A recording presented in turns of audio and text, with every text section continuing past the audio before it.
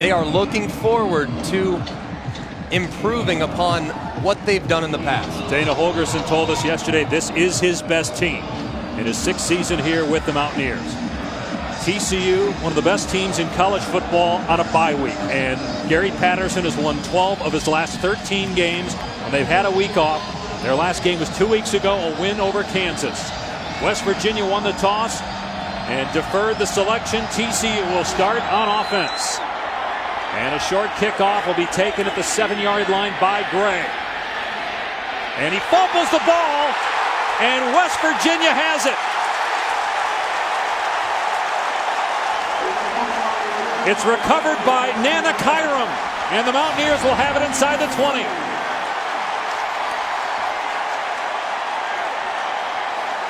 Great job by this West Virginia kickoff team, setting the tone, getting a hand on the football. Marvin Gross forcing the fumble. Kyram covers it up. Excellent start for this West Virginia team.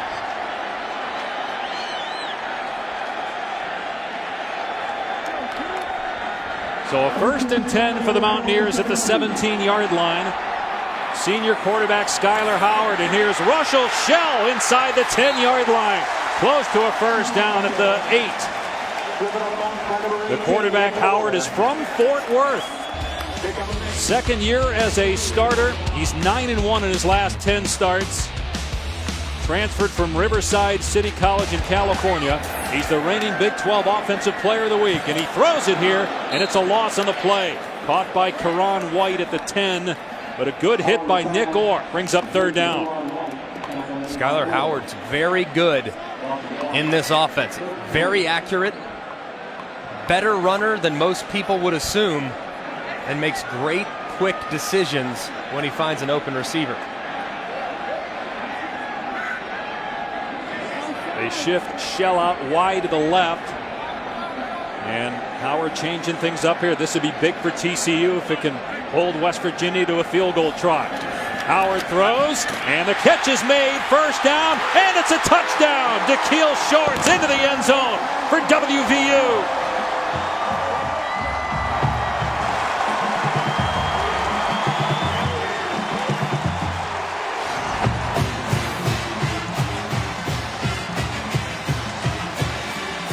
And he's in, no doubt. Touchdown, West Virginia.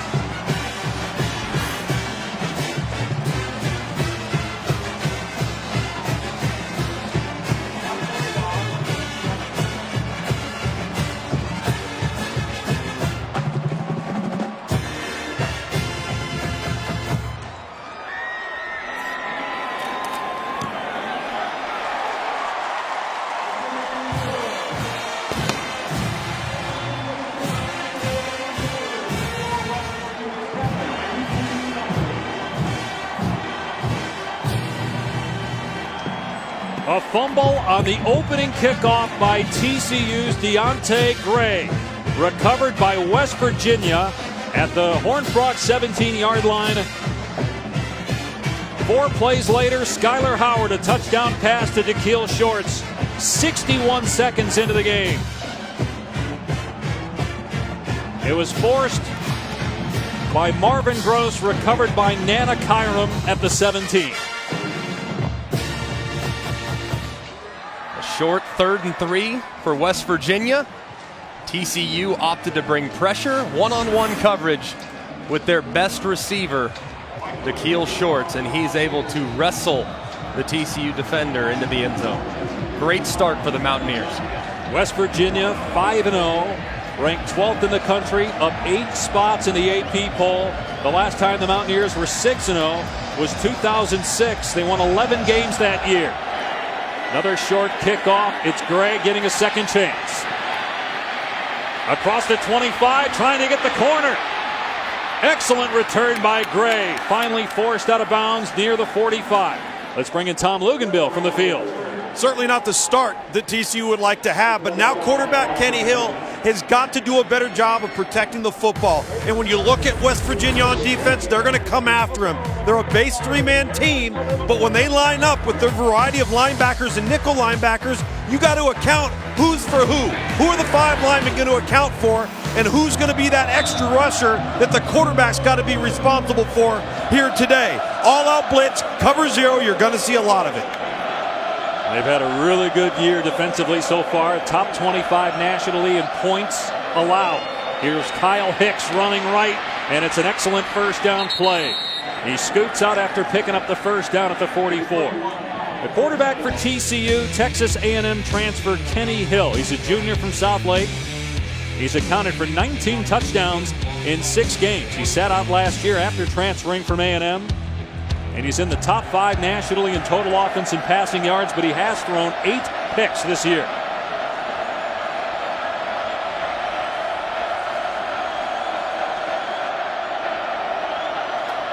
Here's Hicks again.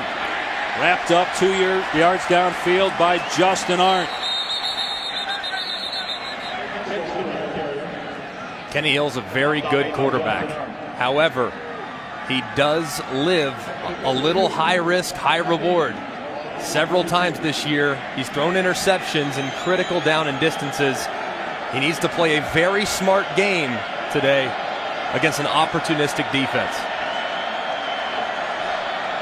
Hill threw 3 picks in that narrow win against Kansas a couple of weeks ago. Here he's on target to Daniel Walsh, but he's short of the marker. Elijah Battle with good coverage. 3rd down for TCU coming up. Greg, let's see if they put anybody in the middle of the field. That 2nd down right there, that cover 0 look that I talked about. Everybody's up near the line of scrimmage. We'll see if they decide to go after Kenny Hill. And also, this is possible 4-down territory. So TCU might think about going for it, even if they're brought short on this 3rd down play. They rush 5. Hill in the pocket. Throws an interception. Picked off by Douglas. Tracked down from behind at the 35-yard line. 2 takeaways already for the Mountaineers.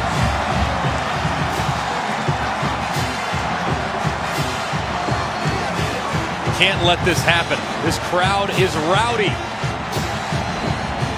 Kenny Hill picked off 3 times against Kansas a couple weeks ago. It's not always on the quarterback. Right there, I don't think it was. The receiver got beat to the spot. So that's just a great play by Douglas? It's a great play by Douglas, but you also, if you're the wide receiver, and you can see Porter getting out fought for the football. These receivers got to help out Kenny Hill a little bit too when the ball's up for grabs. Here's Shell straight ahead on 1st down. Wrestled to the ground at the 30-yard line, picking up 3. So that's the 9th pick thrown by Kenny Hill. In 11 of his last 12 starts, he's been picked off.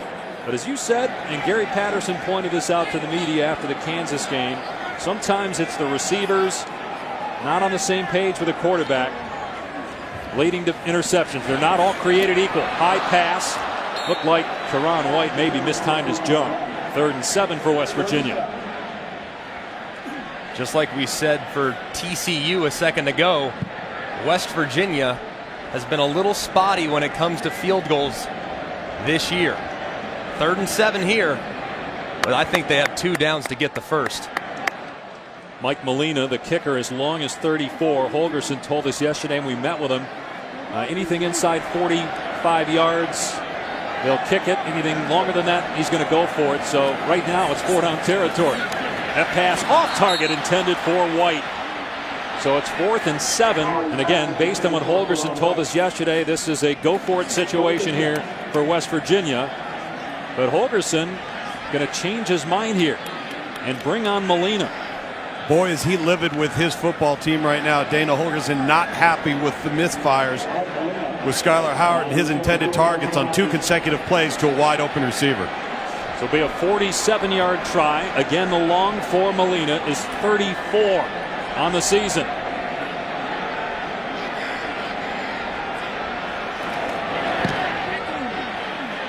And this is no good. Wide to the left.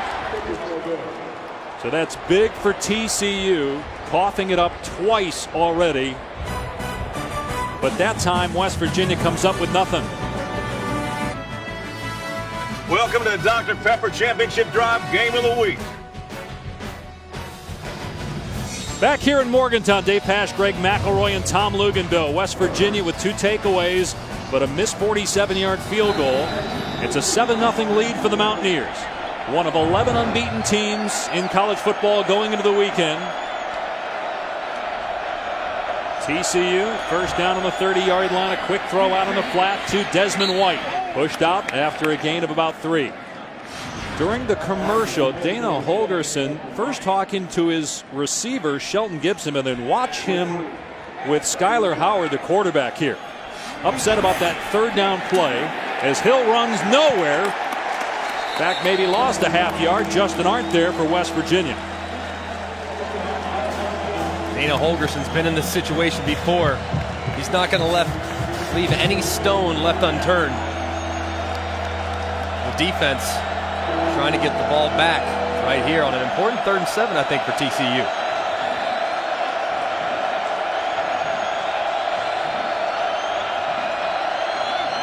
Pressure off the edge. It's picked up. Hill with a long throw.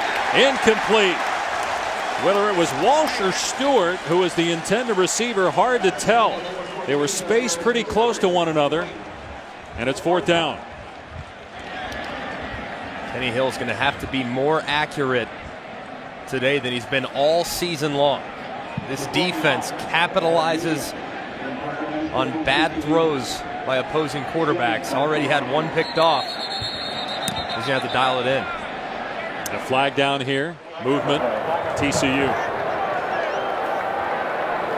False start. Offense. Number 35. 5-yard penalty. 4th down. Another mistake by the Horned Frogs. That's their 51st penalty this year. Their 10th false start. You don't normally see that from a Gary Patterson coach team, Greg. They've been really inconsistent when it comes to that. 113th in the nation in penalties a game. Over 8. Nunez punt. Fielded at the 33, inbounds. Great move by Gary Jennings. He did step out of bounds at the 42-yard line. Nice return. 35-yard punt and a return of about 10 yards. Decent field position for West Virginia when we come back. Strikingly designed Lexus NX Turbo and Hybrid. Some things are simply impossible to ignore. And State Farm. Talk to an agent today at 800-STATE-FARM.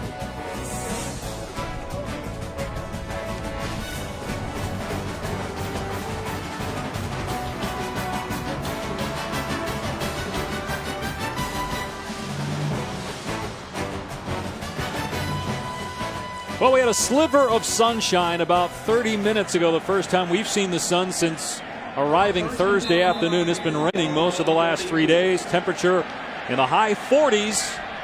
Feels like football weather. Late October here in Morgantown. West Virginia with decent starting field position. And it's a design quarterback run for Skyler Howard. Brought down at the line of scrimmage by Denzel Johnson. No, Greg, I think one of the reasons why Dana Holgorsen was so upset is he knows that in these matchups with TCU, you can't afford missed opportunities. Open throws, short throws, field position. They had an opportunity to get up 14-0 in less than 5 minutes gone in the first quarter.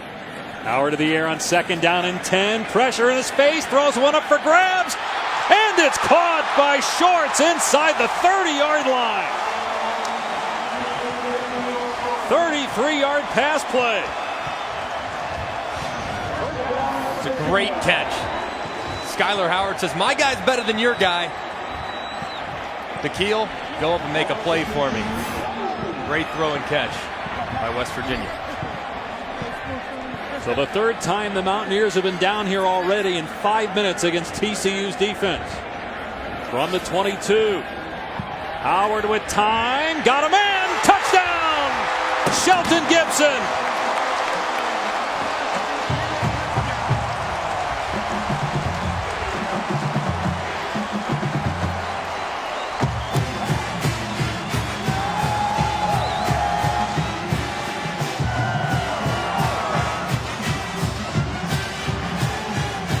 That'll make the head coach happy. Way to bounce back, Skyler Howard. and Gibson, the two guys he was roasting during the timeout.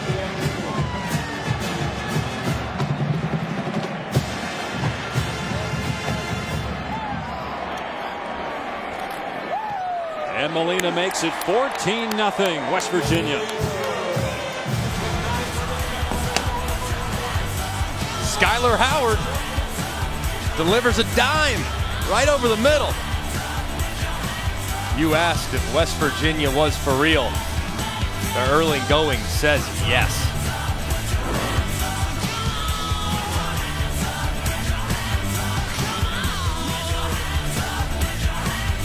State prevailed. Can the Nittany Lions knock off Ohio State tonight on ABC? 8 Eastern, 5 Pacific, also streaming live on the ESPN app and watch ESPN.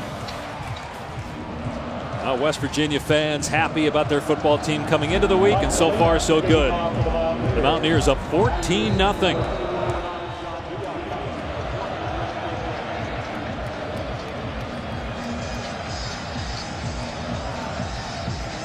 The first 2 kickoffs were brought in around the 15-yard line, and we've got 1 turnover. This one is kicked deep and will be a touchback. Take a look at today's Good Hands play, brought to you by Allstate. Got to start with the beautiful catch by Da'Keil Shorts down the field that got them into the red zone. And then look at the safeties for TCU. Look at all this green grass right in the middle. There's absolutely nothing for Gibson as he heads right to the middle. All Skylar Howard has to do is negotiate that underneath defender. He anticipates the throw perfectly and puts it right on the number for a big touchdown here early on. Yeah, that's 39 plays now in the passing game of 20 yards or more for West Virginia. Kyle Hicks reversing field, but a terrific play by Noble Wachuku to take him down for a loss of 1 on the play. Well, so far, West Virginia has run 9 plays and has 2 scores. TCU has run 10 plays and has 2 turnovers. It's usually that simple, right? Whoever wins the turnover game. That's been TCU's problem, especially in the passing game this year. Most interceptions thrown by a quarterback in the Big 12. 9 by Hill, including 1 today. See how he responds. We saw Howard's response after getting torched by the head coach. Hill got an open receiver. Taj Williams pulls it in one-on-one coverage with Elijah Battle, and that was an excellent throw, but Williams is hurt. And that's their number 1 receiver. 26th catch for Taj Williams, holding onto that left knee. Greg, that's the risk and reward of playing cover 0 and coming after the opponent. You give up those one-on-one matchups on the outside. 27-yard gain, but man, Williams is in some serious pain. That was a terrific pass. Let's see here if it was on the drag down by Battle where he hurt that knee. Looks like right there, actually, when he came up. Yeah. Hope he's okay. But big picture, what does that do for Kenny Hill coming back after the interception and the mistakes to make that play to get TCU into West Virginia territory? It was a great throw and catch. Outstanding execution. Like what Tom said, high risk, high reward, both defensively and offensively. Kenny Hill has made some poor decisions, but right there, dead on with a down the field throw.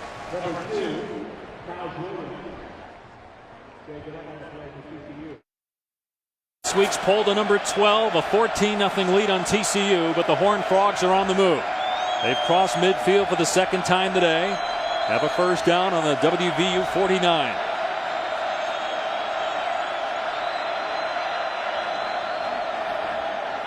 It's Hicks on the cutback. And a good run for Hicks inside the 40-yard line.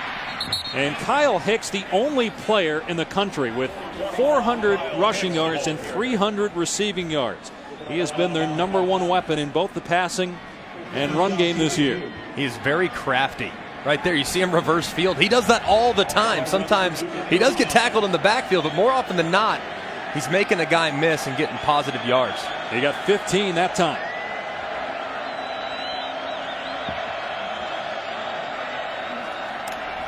Hill pulls it back and throws complete. Walsh had the knee down at the 25, a 9-yard pickup. It's a really good bounce back by TCU's offense so far. Right down the field. Obviously had the big play. Taj Williams now knocking at the door of the red zone. There's Doug Meacham along with Sonny Cumbie coordinate the offense for TCU.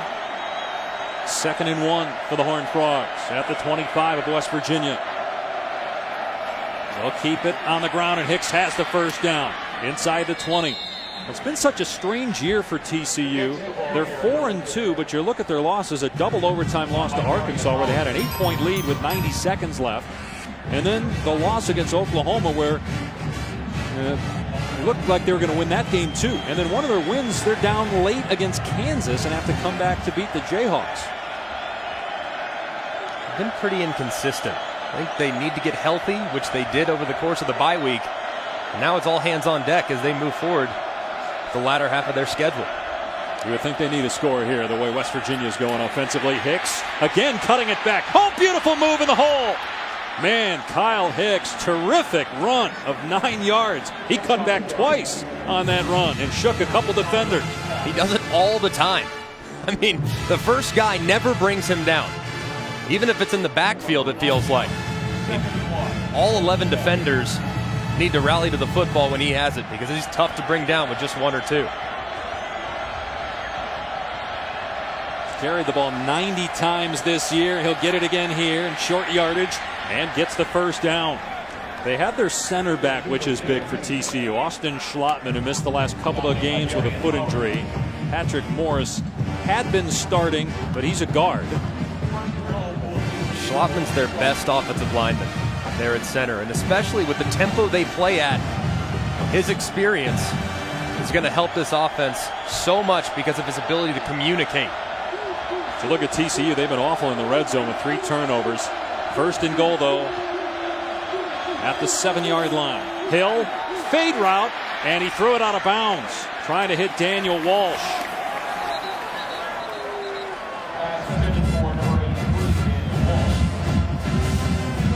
There is a penalty marker down at the 4-yard line. A legal man downfield. That's another unnecessary mistake by TCU there, more than 3 yards downfield on a fade route. Ineligible receiver downfield on the pass. Offense number 51. 5-yard penalty.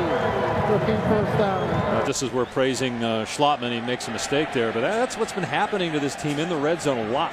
Penalties, turnovers. They have not been executing. It's really the exact opposite of West Virginia in the red zone, who've been stellar throughout the year. So 2nd down and goal from the 12-yard line.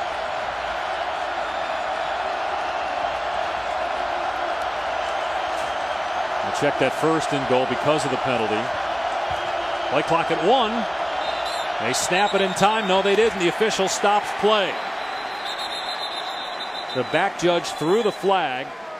Another infraction on TCU.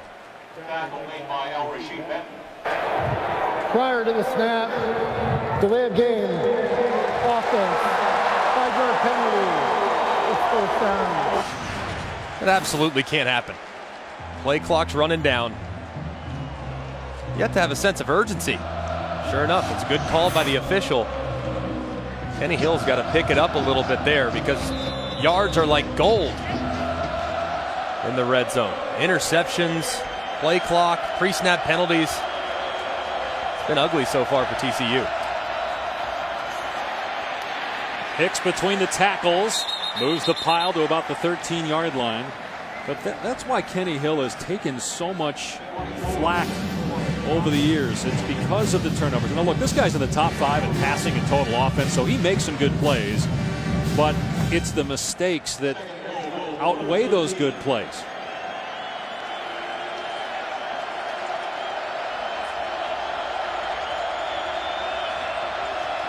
On 2nd and goal, Hill to the air, has time, and he's got Hicks, but he's dropped immediately. Justin Arndt, the first-year starter. It's a 215-pound linebacker. Did a pretty good job covering Hicks there. 3rd and goal. You mentioned Kenny Hill being smart with the football. You're inside a field goal range. You cannot take unnecessary chances. Expect West Virginia to probably drop 8, drop all the way out. Here's that look Kenny Hill showing. Yeah, but looks like they're showing a pressure look here. Getting a check up front. We'll see this a lot.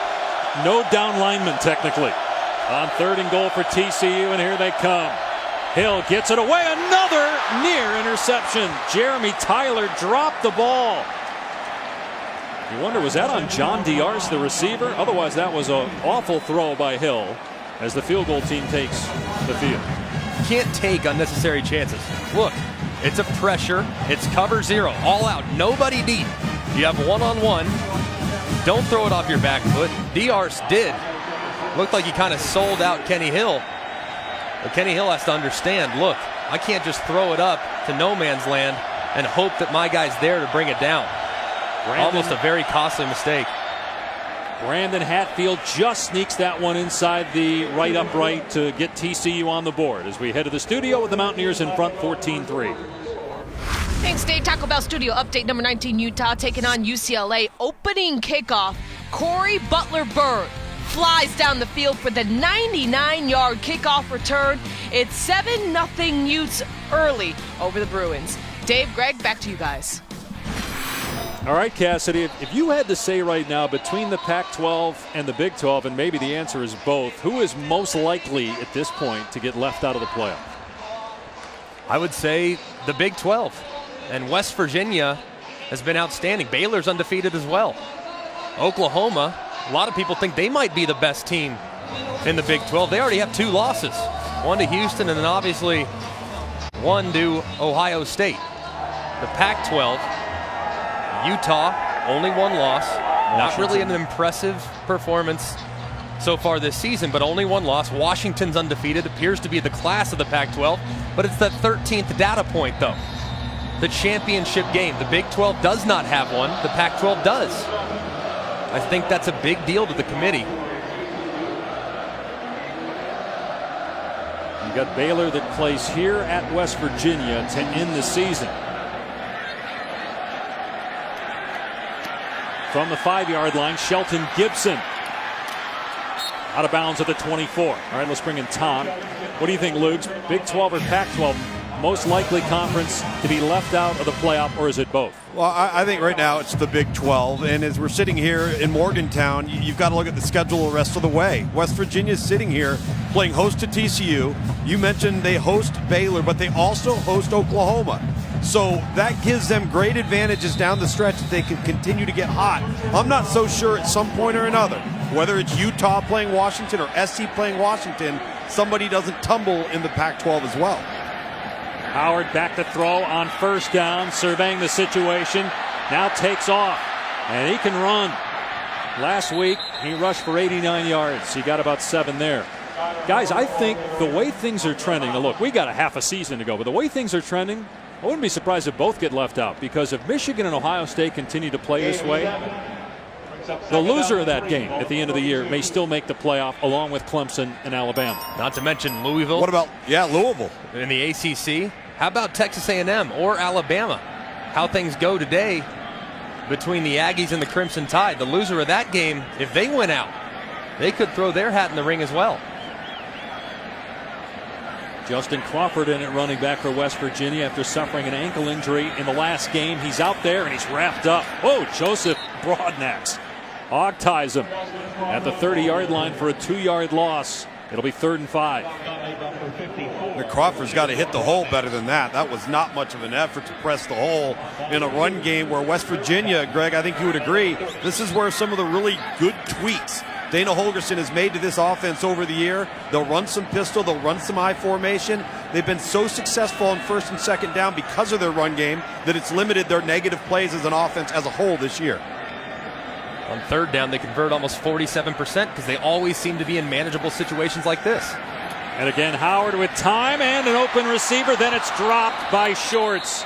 He had it. but couldn't hang on to it. It would have been a first down. The pass was a little behind him. That perhaps is why he dropped the football. Fourth down. Very poor throw. You got a guy running in space. Skylar Howard. Mac, it looked like he Might had have possessed that. It could be a fumble. Does There a TCU, clear recovery. Yeah, let's see if they jump on the ball. They do.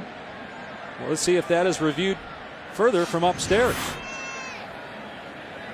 Doesn't look like they're going to stop play. Man, I thought it was close to him having possession there. And having trouble with the football on the return is Desmond White, but he's able to track it down. 47-yard punt, ball on the 24 for TCU. Now tonight on ESPN, an SEC top 25 doubleheader with Auburn, Arkansas at 6, and then at 9, Ole Miss and LSU. And Ed Orgeron get another win for the Tigers as their interim head coach. Ole Miss is 3-3. We saw him. Oh man, We saw him play against Georgia. That was an impressive football team, talent-wise. That wasn't a 3-3 team on that day. Absolutely not. They could slip to 3-4 though, because going to Tiger Stadium at night, you know Death Valley's going to be rocking. obviously the voters feel that they're pretty good. 3 losses and they're still ranked higher than LSU. First down, Kenny Hill, and here comes a reverse to Deontay Gray, who fumbled the opening kickoff. He's past the 30-yard line. Justin Arndt tracks him down after a 9-yard pickup. Deontay Gray obviously put it on the deck earlier like you alluded to. He's been pretty valuable to this TCU team though. Play a little defense, play a little offense, obviously key in the return game. He's been valuable to this team. And we haven't seen Kevontae Turpin yet, who might be their best offensive player. He's missed the last 3 games with a knee injury. We're told he will play some today, but we haven't seen him yet. Hicks gets the first down and more, runs into the official. That's the best tackle made all day on Hicks. And it's by the umpire. The umpire, he didn't wrap him up. He didn't have to. Tab Slaughter, the backside tackle. My goodness. It's an unfortunate break for the Horned Frogs there. Here's Hicks off the right edge. Running room again to the 48-yard line. That's a 7-yard run for Hicks.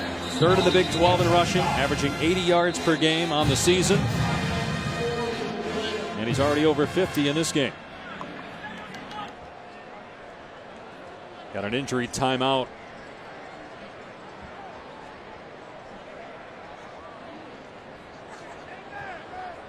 Jared Harper, starting strong safety, the leading tackler for West Virginia, shaken up. Now we thought we might have a shootout based on history between these two teams and how potent the offenses are. Kind of a wild start with, as we mentioned, Gray fumbling the opening kickoff. The Mountaineers convert a touchdown to Shorts to go up 7-0. And then Howard with a deep ball. Shorts with an incredible catch, setting up another touchdown pass. This one to Gibson. TCU comes back with a field goal and now has the ball near midfield, trailing though the Mountaineers 14-3. If I'm TCU right now though, have the ball.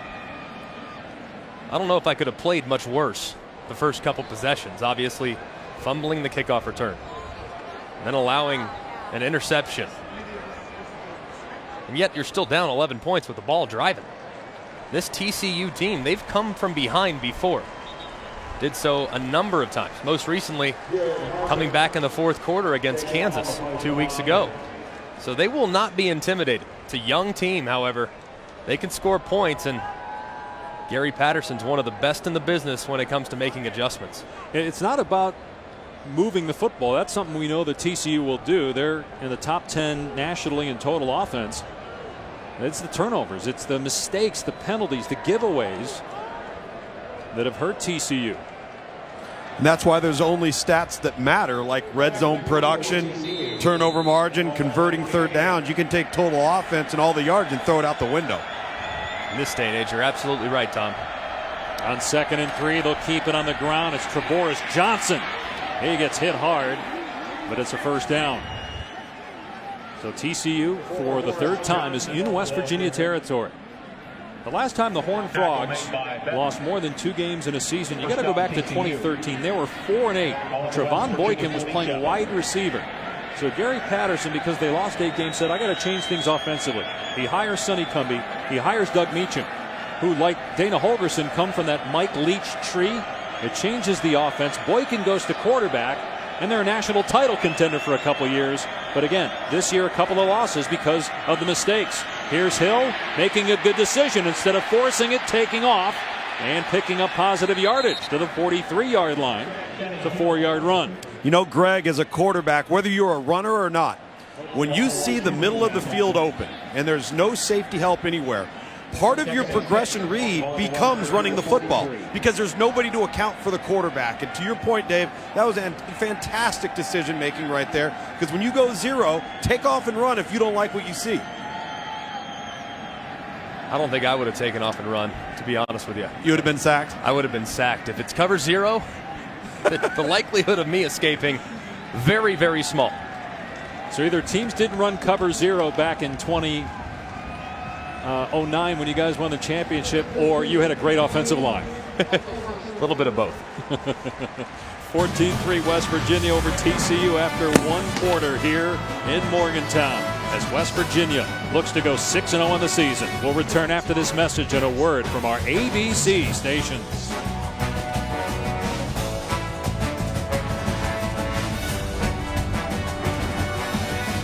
West Virginia leads TCU 14-3 as we continue Dr. Pepper's championship drive game of the week.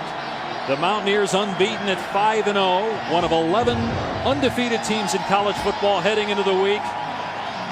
One of 2 in the Big 12 along with Baylor. The Bears are off this week. They're at Texas next week. TCU in league play is 2-1. And they're driving again in West Virginia territory, but they only have 3 points so far. Pump fake, Hill gets out of there. What a great play again by Kenny Hill. And throws to a sliding Jerrison Stewart. First down catch. But that was all Kenny Hill. Outstanding job by Kenny Hill. Pressure, blitz, all out. 3-man, makes a miss, and keeps his eyes downfield. Great execution by the quarterback, who had a tough start, but is starting to find his rhythm. Darian Howard was in the backfield first and should have made the play on Hill. First down inside the 35-yard line. Hill to the sideline. Another sliding attempt, this time Williams, who's back in the game. Can't come up with it. It's good to see because Williams was hurt earlier and it looked bad, but he returns. There's Doug Meacham. He's on the field. Sonny Cumbie is up in the booth. Now, Dana Holgerson worked with Meacham at Oklahoma State under Mike Gundy and was a coach on the Texas Tech staff for Mike Leach when Sonny Cumbie was a player there. 2nd and 10. Penalty marker down. Another false start on the Horned Frogs. False start. Offense, number 69. 5-yard penalty. It's 2nd down. Gary Patterson's a defensive-minded head coach. He said, look, in order to compete in the Big 12, I have to score points. He says, who are the best, most innovative minds I can find? Doug Meacham is the first guy he called. Look at the numbers. Look at the production and how much it's changed since 2014. Unbelievable. And Greg, we see, though, how TCU and West Virginia, for that matter, seem to be run-first teams. Here's a shovel pass to Hicks inside the 30-yard line and dropped at the 25. So that's a 14-yard pickup. We were talking with Dana Holgerson yesterday about how much they're running the ball, and he said basically Mike Leach has kicked him out of the club. Won't even talk you're gone anymore. You're gone. No, you run the ball too much. You're not in the air raid system anymore. You got to run the ball, though. Helps your defense and helps you be efficient on 1st and 2nd down. That was a good play there on 2nd down to get him in 3rd and 1. How many will the Mountaineers bring here? Hicks running the football, breaks a tackle and gets the 1st down. Boy, great balance along the sideline with Kaiser White chasing him. And Hicks able to move the chains. 1st down. The only guy that's brought down Kyle Hicks so far in the open field is the umpire, right, who he ran right into his backside and fell straight to the ground. Very strong, great balance. A perfect back for what they want to do offensively. Travoris Johnson is in now at running back, spelling Hicks here. Johnson has running room at the 20-yard line, takes on the defender and wins that battle at the 15. Kaiser White, who's been West Virginia's best defender, came up to try to take on Travoris Johnson, and the back won. Cool, Chris Bear. The pads are popping here in Morgantown. And it's a run. Johnson picking up the first down to the 11-yard line. They'll rotate Hicks and Johnson. Derek Green will play as well, a Michigan transfer. Hicks is back out there now.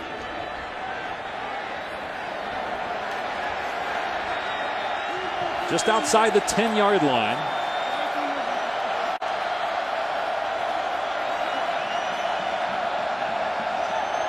Taking his time, getting into the perfect play.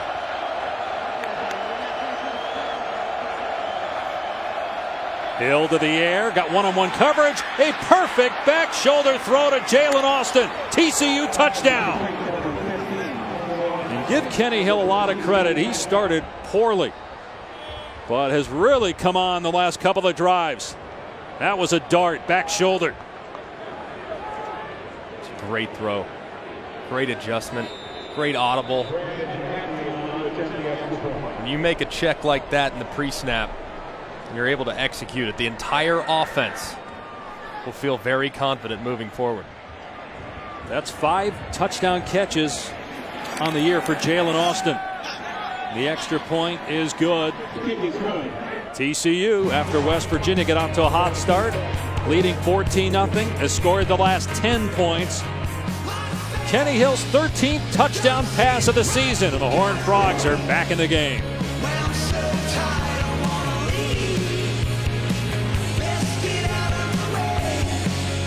Texas A&M taking on #1 Alabama in Tuscaloosa. Jalen Hurts to O.J. Howard. The tied up 13-0 in the second in a battle of the SEC's remaining unbeaten. Dave, Greg, back to you guys. And Cassidy, obviously Kenny Hill was at Texas A&M a couple of years ago, got up to that great start, but then his team struggled, he struggled, ran into trouble off the field, was suspended at A&M, transferred to TCU, and talking with Gary Patterson this week, he's talked a lot about the maturity of Kenny Hill. I know that he had that motion that he claims was not a throat slash earlier this year that maybe cost a game for TCU, as Shelton Gibson returns it past the 25-yard line and finally brought to the ground at the 33. Look at the touchdown. West Virginia loves to bring pressure. They dialed it up again. Right here, instead, Kenny Hill decides to audible, give you a one-on-one with extra protection on the outside. He throws a perfect back shoulder throw that is absolutely impossible to cover. Great adjustment, great check, and great throw. Kenny Hill's bounced back after a rough start.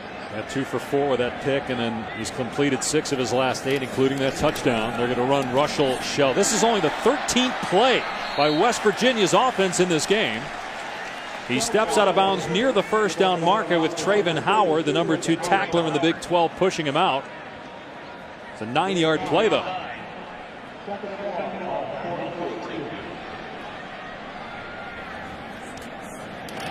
Shell again. Good second effort. Ran into Broadnax. Picks up the first down. Russell Shell, he's had an interesting career. Started at Pitt, decided to transfer here.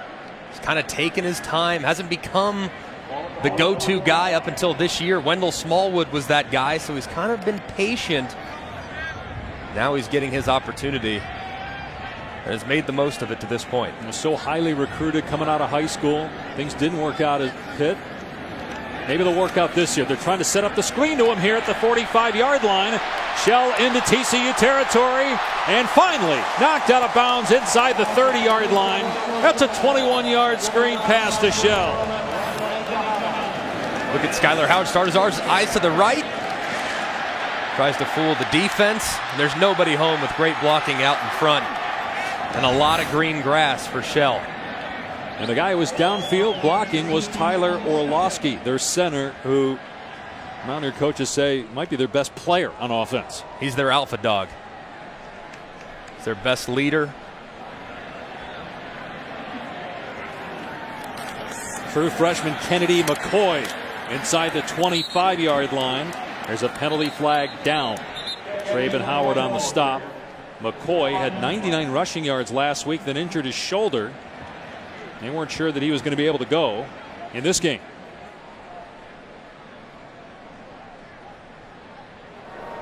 Personal foul, hands to the face. Defense, number 95. At the distance of the goal. Automatic first down. That's on Aaron Curry, and again, this goes back to what we talked about in the first quarter. It's these kind of penalties that get you beat, and it's a big reason why they've lost twice, and they've hurt themselves in this game because of penalties. 95, you see that right hand up into the face mask of Orlowski. It's a good call by the officials. TCU's got to quit making mistakes like that and giving free yards to their opponents. 32 penalty yards.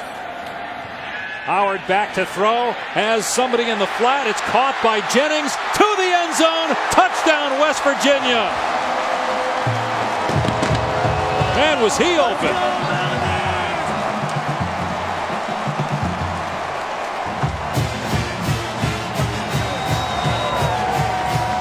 That's 3 touchdown passes already for Skyler Howard. And the first of the year for Gary Jennings.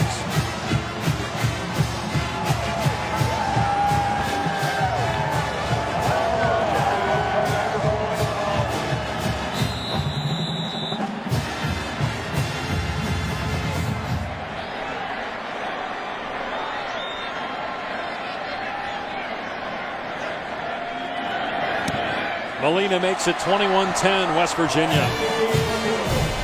Skyler Howard only has 9 attempts. 3 have gone for touchdown. Doesn't get much easier than this. Throw it out on the swing route and let him go. Touchdown, Mountaineers.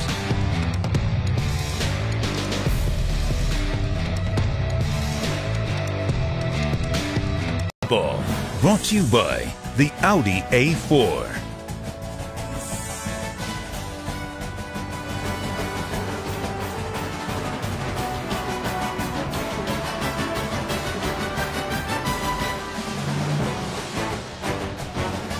Well, last week, West Virginia was the lowest ranked Power 5 unbeaten team. They were behind Boise State, ranked 20th in the country. Mountaineer fans weren't the only ones wondering if this West Virginia team was for real, because you remember 4 years ago they started 5-0. They got to number 5 in the country, then lost 5 in a row. Dana Holgorsen told us yesterday he thinks this team is different, feels it's the best team he's had. It's the offense that's behind the defense, but so far the offense looks pretty good for West Virginia. Here's Deontay Gray on the return for TCU. Past the 30 and spun down at the 33-yard line. This West Virginia defense loves to dictate with pressure down in the red zone early on. Get a free guy off the right-hand side, force Kenny Hill to throw it early. You drop an interception. They can play with your eyes, too. This time showing pressure, dropping out. Kenny Hill's ready to throw it. He said, oh, wait, they dropped out. The guy's underneath. I got to try to run it. This West Virginia defense loves to dial it up, Tom.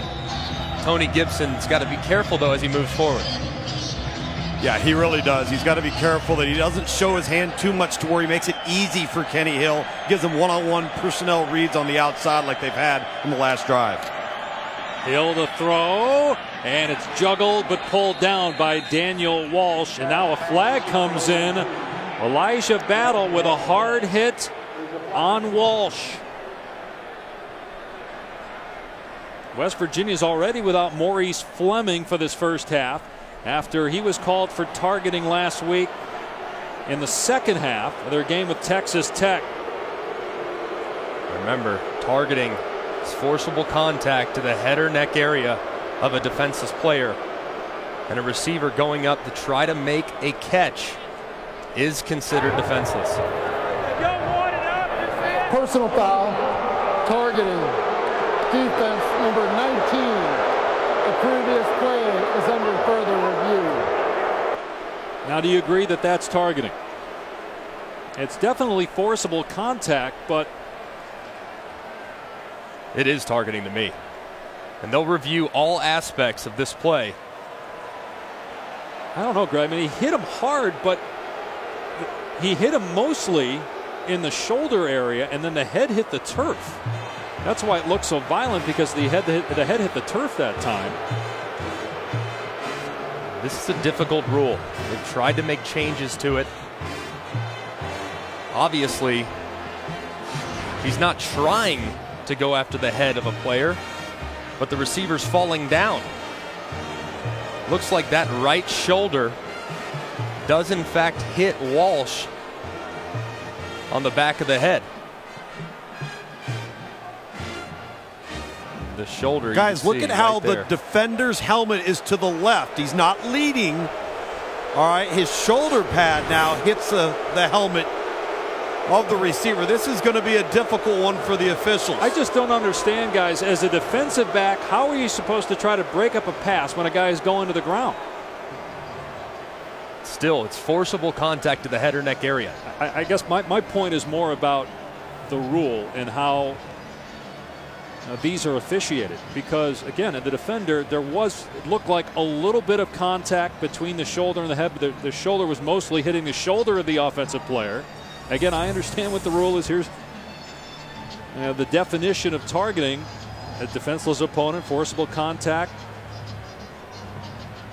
I just think it's becoming awfully hard in college football in the pro game to be a corner or a safety, especially in those situations where a receiver is going to the ground and he doesn't have possession yet. He's still juggling the ball, and you're trying to make a hit to jar the ball free. I agree. Look, I know it's impossible to tell intent, but I wish there was something into the rule that could measure intent. After further review, the ruling on the field stands. Number 19 is disqualified from the game. 15-yard penalty, automatic, first down. Holgerson doesn't like it, and clearly by saying, as Reggie Smith did, that the ruling on the field stands, they didn't have video evidence to overturn the ruling on the field of targeting. And so they're without Battle and Fleming, two starting corners now. By the way the rule is written, it's the correct call. Forcible contact to the head or neck area of a defenseless player. Boy, barely. I mean, again, the head hit the turf. I think that call has had a lot of adjustments. I think it needs a few more. Hill, everybody covered downfield. And he's wrapped up by Darian Howard for a loss of 3 on the play. Howard missed on him earlier, but got him that time. Hey, Greg, I really like this change up here. Instead of coming after him, instead of showing the pressure, they back off, and they don't make things easy for Kenny Hill to decipher. Tony Gibson, look, they only have 3 down linemen. It's an unconventional look. 3-3-5. 3 linemen, 3 linebackers, 5 defensive backs. These guys drop 8 an awful lot and force you to make good decisions throwing the football. But they can also dial it up with some pressures too. Looks like pressure's coming here. Hill to throw on 2nd and long. It's caught, and then the ball comes out. Ruled incomplete. Daniel Walsh unable to hang on. Looked like Kenny Hill put that one on him. Walsh couldn't bring it in. Antonio Crawford, who's in now for Elijah Battle. Very good throw. Tight coverage. Going right after the corner that's coming off the bench and being thrown into a tough spot.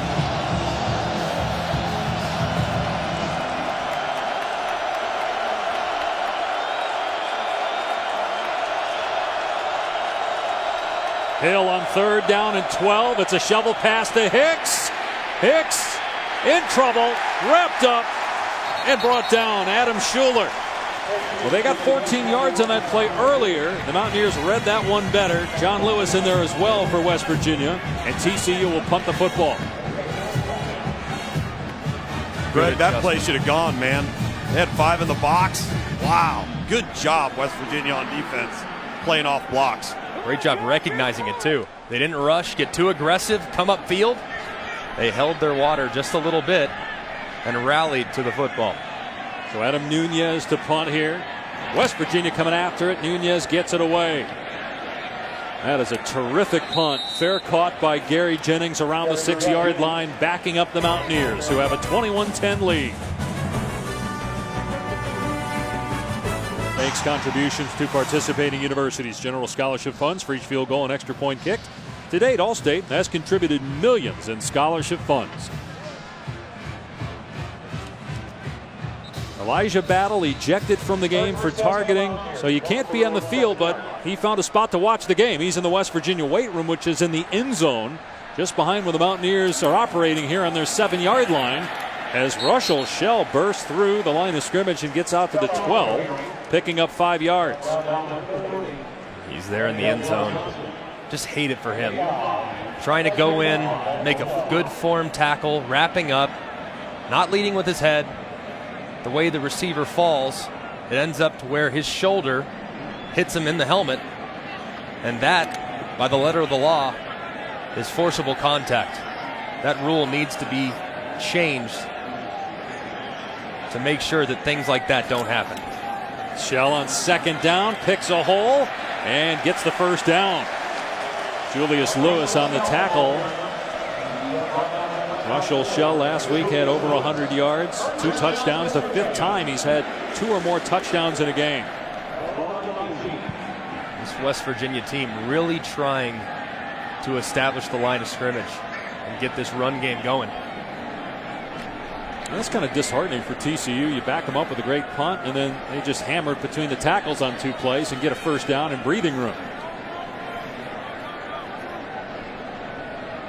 So first down on the 19-yard line. They'll run it again. Shell is loose at the 25. Past the 30. Getting the first down. Hey, Dave, Greg, you take a look down the line here at Dana Holgorsen. You look at his play sheet. You see how it's folded up in just quarters of one single sheet. You see a lot of these guys have got the big play sheet and looks like a poster board. You've got all these things on it.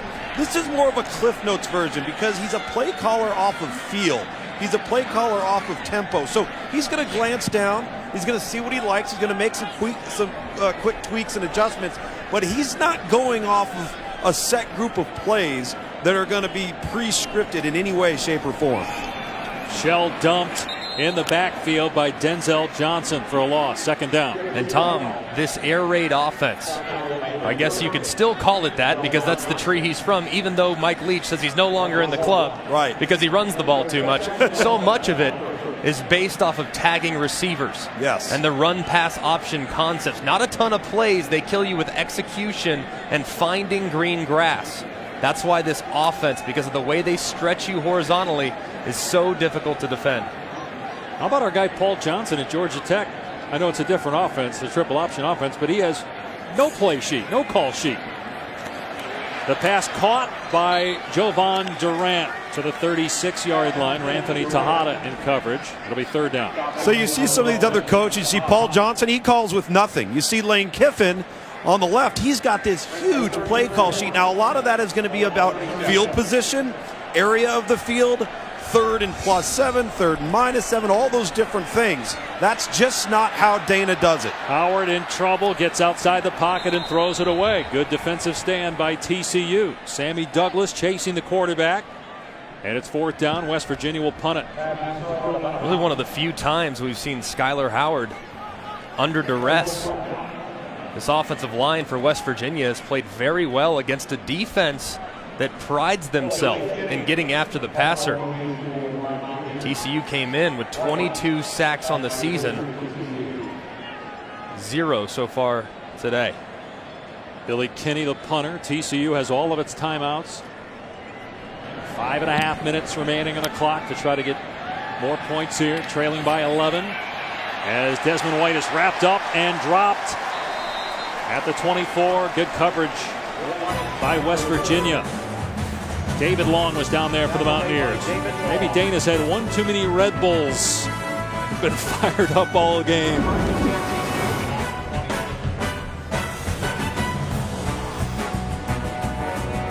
TCU has scored in 300 consecutive games, 4th longest streak in FBS history. What school has the longest streak? That is the hardest Aflac trivia question I've ever heard in my life. My goodness. I'll give you a hint. It's a blue chip program, all right? So Blue chip program. And they had a little bit of a drop in play, but they're back in the top 5 now because of the new coach that they have. So it's down to 5. Basically just gave you the answer. Come on. Here's Hill. And the pass is pulled in by LSU transfer John Diarse. Gain of 7 on the play. You know, just watching Hill, you go back to a couple of years ago when he was at A&M, and again, I know he had the play against Arkansas earlier this year that may have cost him the game, but he's matured. And Gary Patterson has said that to us, and he rewarded Hill by naming him a captain today. They have game captains at TCU. It's the first time that Hill was named captain. 2nd and 3, they run. Hicks, he's got the first down. Gets away from a defender by keeping the feet moving. To the 40-yard line, pick it up 9. And Kenny Hill, very poised young man. He's matured an awful lot. And when things go poorly for him, he doesn't let mistakes compound. He's able to rip off the rearview mirror and move forward. Obviously, tough start today, but he's gotten back on track nicely here as the game's gone on. Patrick Morris, the left guard, shaken up. Now, you've known Kenny for a long time. You guys went to the same high school. You know, Kenny grew up in a professional sports family with his father, Ken, a Cy Young runner-up, a pitcher in the 90s. He was on the Indian squad that went to the World Series in 1995. Cleveland, of course, back in the World Series. And, you know, as you look back at, you know, Kenny Hill at South Lake 7-8 years ago to where he is now, where do you see the maturity? You have a look at his dad. Clearly throwing's in the family. But he's really grown up a lot. I think obviously the experience at Texas A&M humbled him. Got off to such a good start in his first career game against South Carolina. And then obviously faced some adversity. Got a fresh start here in Fort Worth and trying to make the most of it as he moves forward. First down at the 40-yard line for Hill and company. Hicks hit at the line of scrimmage. And he got hit low that time by Christian Brown. It's a good tackle by Brown. That's how you got to get Kyle Hicks to the ground. Not going to arm tackle that young man. Greg, you notice no pressures so far in this series and very few on the last series. Changing things up for this TCU offense in terms of the looks they're giving them. Doing a good job mixing coverage and blitzes. Are they defensively? Here's Trevoris Johnson trying to find running room. It's not there. Christian Brown again. Al Rashid Benton, the middle linebacker for West Virginia, was in there. So was Wachuku. This Mountaineer defense flying to the football right now. Talked a second ago about pressures. I think they'll play coverage here. Don't want to give up a big play. I think they might drop 8. Force Kenny Hill to read the secondary. Think about it. They lost 9 starters from last year's team and their best player, Drayvon Henry, to an ACL in camp. They're able to tackle Taj Williams short of the line to gain. It'll be 4th and 2. That's Antonio Crawford, who's filling in for Elijah Battle. Would love to break that glass and run out of the field right now as he watches it from the end zone. He was ejected for targeting. TCU has a decision to make, but elects to punt the ball here. Good job by Crawford to transfer from Miami to make that play in the open field to force the kick. Crawford's been targeted twice already. They recognize that he hasn't played quite as much, obviously, as Battle and some of the other guys in the secondary, even though he's a senior. Nunez going to angle this one to the near side, and a perfect punt. Goes out of bounds around the 8-yard line. Back-to-back great kicks by the redshirt freshman, Adam Nunez. All right, let's answer today's Aflac trivia question. I'm sure everybody's figured this out by now. Basically, Aflac, quarterback in the NFL is their coach. I'm going to go with Michigan. Top 5 team. Yeah, good guess. Blue chip. had a period where they were struggling, and then they hired a coach to get them back. It is amazing. It really is when you think about it. Now, Jim Harbaugh to come from the NFL back to college to his alma mater with all the expectations. I mean, they are blowing teams out in the Big Ten. Their only close game was a Wisconsin game a couple years ago, and that's a really good team. Yeah, Wisconsin is really tough. And they kept it close, but Michigan answered the bell. First down to the 8-yard line. West Virginia running show. He's past the 15-yard line and to the 20. The 12-yard run. That's twice now that TCU has had West Virginia backed up, and the Mountaineers have just owned them at the line of scrimmage, running the ball to move the chains. West Virginia loves long drives. They've had a million of them, it feels like, but no, they've had 10 this year that have gone for 80 plus, and over 2 minutes left to play here in the first half. Just going to run their offense. They're a quick strike group, so no need to change what they're doing offensively. You mentioned the 10 drives of 80 yards or more for touchdowns. How about 3 of 90 yards or more? And this one started on the 8-yard line. Howard looking, going to air it out in traffic, and it's caught. Oh my goodness, what a catch by Durant at midfield. Wow. Not the best decision I've ever seen. Oh my goodness. Throwing into double coverage. He backhanded that. What a catch. Skylar Howard needs to buy Durant some lunch. So Shorts make a great catch in the first quarter. Now it's Durant trying to set up the screen here. Dumping it off to McCoy, who could not hang on. It's incomplete. Sammy Douglas with the hit. Forced the ball out. Greg, so much for don't throw late over the middle.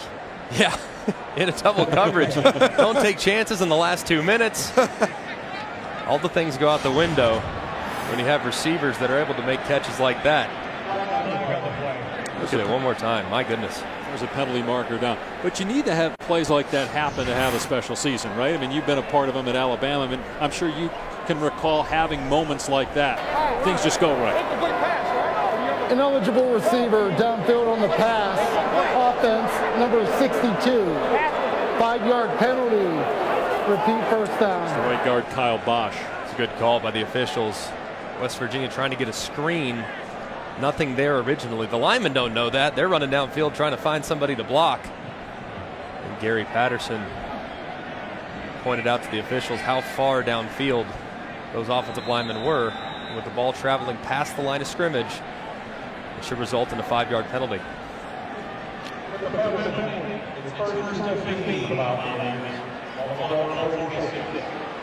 Minute 31 on the clock. Mountaineers will run the ball. Here's McCoy, nowhere to go. It was Traven Howard and Aaron Curry teaming up on the tackle. Here, West Virginia fans, I think they're going a little faster here, Greg. a little upset. They have 3 timeouts. That's not it. They want a targeting call. That's what they want. They're not going to get it, though. All right, let's go to Cassidy in the studio while we have a moment. Thanks, Dave. Back to Tuscaloosa. Tied up 13-0 after a huge 4th down run by Trevor Knight. The Aggies QB finds Josh Reynolds. Great concentration on the catch. Much more on this game at halftime with Stan and the crew. It's 13-7 Bama in the second. Dave, Greg. So A&M back in the game in Tuscaloosa. Here West Virginia in command with the ball near midfield. We were asking why West Virginia is not really playing all that fast. Don't really have to. When you have a quick strike offense, sitting at 2nd and 15, tough spot to be in. I don't think the tempo needs to go through the roof, because a couple incompletions can give the ball back to TCU, and they have 3 timeouts at their disposal as well. Need to be smart with the clock in the Big 12 because of how good the offenses are at just about every single spot. Well, they've run 26 plays, and they're averaging 8 yards a play. So quick strike, and they're getting yardage in chunks. 4 passing plays of 20 yards or more, 2 rushing plays of 10 yards or longer. 2nd and 15. They're going to run McCoy, and again stood up, but keeps the feet moving to at least get a couple of yards. James McFarland, Ty Summers there for TCU. TCU's going to burn a timeout here, seeing that it's 3rd and long. Smart there. Trying to get another possession. All right, so we talked at the outset. And I asked you if West Virginia is for real. You said that they are, and there's really nothing we've seen so far in this game to lead us to believe anything different, right? They're very balanced. They're really good on the defensive side of the football. They love to dictate. The secondary was a concern coming into the season. They've played very well today, even against a good high-powered passing attack at TCU. And then offensively, look at the way they're running the football. They've been effective, averaging 8 yards a play to this point. I think this team, they can beat you in a lot of different ways, and they came out ready to go today in their early going. The guy that's impressed me the most is Howard. 3 touchdown passes for Skyler Howard in this game. He's got 11 on the season, only 4 interceptions. See how he does here in 3rd and 13 with a play clock at 2. And it's going to be a quarterback run for Howard, and he's got the first down inside the 40-yard line. Now you can expect to see a little tempo. It's Virginia. Great play call there by Dana Holgerson to get his quarterback in space. Bad defense, though. I mean, don't you have to think that might be coming there? I mean, there's nobody in the middle of the field that time. Howard with time, now in trouble. Just shoves a D lineman out of the way and picks up about 6 or 7. That was Aaron Curry that had pressure. Howard's only 207, but the guy that was 307 was on the ground. Pretty good stiff arm there by the quarterback. I like Skyler Howard. He's got a good feel. It's the ball out of his hand very quick. Very capable runner, accurate, and improving as a leader every single day. They say that's the one thing that it took some time for him to get used to, is stepping up in that regard, and that's a big reason why they're 5-0. On 2nd and 6, pressure off the edge. Howard steps up and wrapped up at the line of scrimmage by Aaron Curry. The Mountaineers need to call a timeout here, and they will. 28 seconds left. And this could be a problem here for West Virginia because their field goal kicking unit has struggled this year. Mike Molina's long is 34, and they already tried a 47-yarder earlier and missed it. And right now it'd be 51-52. Missed the first one bad left too, so definitely need to think about 4-down territory possibly. All right, let's take a look at this week's college football rankings brought to you by Northwestern Mutual. The Mountaineers are 12th. Looking at the top 5, A&M and Alabama, and a good one, Michigan just destroying Illinois. Ohio State and Penn State tonight looking for 21 consecutive road wins. Clemson is off. Boy, Louisville hammered NC State today. And how about Purdue leading in Lincoln? The Badgers with the nice win at Iowa today. Purdue in their first game without their head coach, Darrell Hazel. Howard 1 of 4 on 3rd down. The one was pretty good. It was a touchdown. He's in trouble here, and he just throws it away. It was Josh Caraway who tracked down Skyler Howard, who was outside the pocket, got it back across the line of scrimmage. Well, wait, a flag is thrown though. Boy, I thought he was outside the pocket that time. I don't think the ball got to the line of scrimmage. The quarterback was out of the pocket. The pass did not make the line of scrimmage. Intentional grounding. Offense number 3. Let's take a look again. I thought initially it did cross the line of scrimmage, and but by rule, this illegal pass caused a running clock to stop, and it requires a 10-second runoff. To avoid the 10-second runoff, West Virginia will call a timeout. 30 seconds. But now it's 4th down. So they avoid the 10-second runoff with a penalty, but now it's 4th down. Hold on. Now let's see here. Caraway is chasing. And now it doesn't get back. You're right. Dana Holgerson was upset right there. The official said they're going to spend a timeout to avoid the 10-second runoff. And the clock will start on my signal. But clearly, in this situation, they want there to be as little time as possible. Yes, you want the runoff. Save your timeout, right? Absolutely. So 12 seconds left. It's 4th and 23. Although you got to punt the ball. Why is your offense on the field? The clock's going to start. The penalty is 4th and 23. Ball at the 50.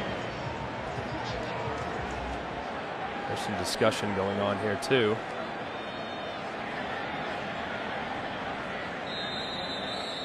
Now the clock will start on the ready. And West Virginia will take a timeout now. Yep. And now they'll get the punt team out there.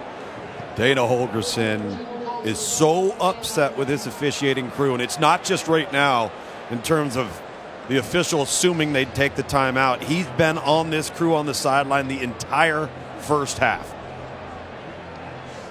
Yeah, I think he's mad because the official, maybe at least he thinks, and we're trying to guess here, didn't give him the information about that they would restart the clock. I'm thinking he's probably wanted to allow it to run down to 3-4 seconds and maybe heave one towards the end zone. Maybe he was taken off guard, and that's why he called the timeout right away instead of waiting. Or don't even use the timeout, just let the clock run out to. Tom, see if you can go ask him what he was trying to tell us. Sure, he'd be glad right now to answer that. You know what? I think he's going to be thrilled to talk to me at halftime. I got to be honest with you. He is very vocal right now. And they're going to send the punt team out. But again, I think he just let the clock run out, let the half end. We've seen crazy things happen. 10 or fewer seconds in a game and punts. But Kenny gets rid of it. TCU did not have a return man down there. And the Mountaineers with good coverage, and that will end the half.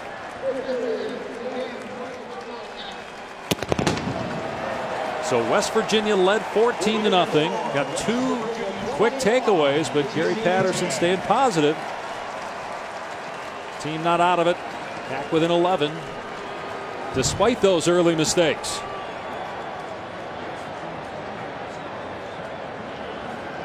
Skyler Howard, 3 touchdown passes for West Virginia. Let's check in with Tom.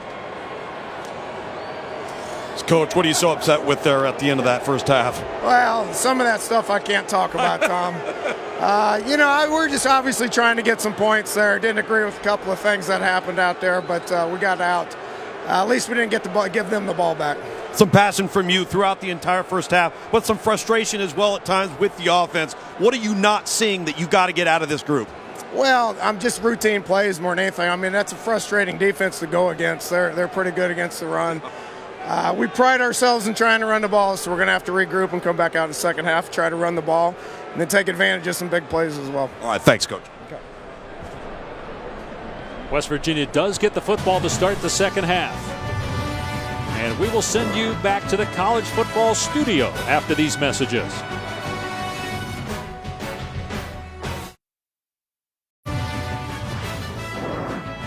Welcome back. Dr. Pepper Championship Drive Game of the Week. West Virginia looking to stay unbeaten, leads TCU 21-10 at halftime. Skyler Howard, this is arguably the biggest game he's played in, as West Virginia is trying to go 6-0 for the first time since 2006. But also he's from Fort Worth, and he was not recruited at all by TCU. Greg, he was terrific in that first half. Very good performance to this point. He's really made a lot of throws down the field too. Been very accurate. TCU has been trying to play with very wide safeties. That does give you some room up the middle of the field. He took a shot here to Shorts. Shorts went up and made a great play. And here's the throw of the day so far. A couple plays later, you have Gibson finding the middle of the field. He's been extremely accurate when throwing it down the field. You see, on 11 yards or more attempts, he's 3 for 3 for a boatload of yards. A lot of things underneath too, so he's putting it in a good spot, allowing his receivers to run after the catch as well. 2 of his 8 completions were hope throws, where guys just made incredible grabs, but those are the kind of things you need to have happen if you want to get to 6-0. And then people start talking about you as a playoff contender, as this one will sail through the end zone for a touchback. West Virginia will start on the 25. As we look at our Pacific Life game summary, it was an awful start early for TCU. How about a fumble on the opening kickoff that West Virginia turned into a touchdown? And then Kenny Hill throws a pick, but they miss a 47-yard field goal. Howard with the 3 passing touchdowns, tying a career high. And the Mountaineers lead by 11 as we start the third quarter.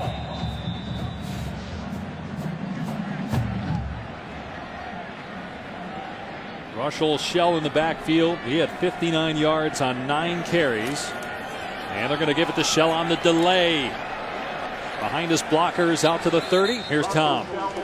Well, speaking with Gary Patterson, he was very matter-of-fact about the first half. He put the onus of the responsibility on the third touchdown for West Virginia on himself, calling a zone blitz that he knew he shouldn't have called. And then very simply, he said, we've got to cover the screen game better. Aside from that, I like how our team's playing. I asked him about the penalties and the turnovers in the first half. He said you can't win with it.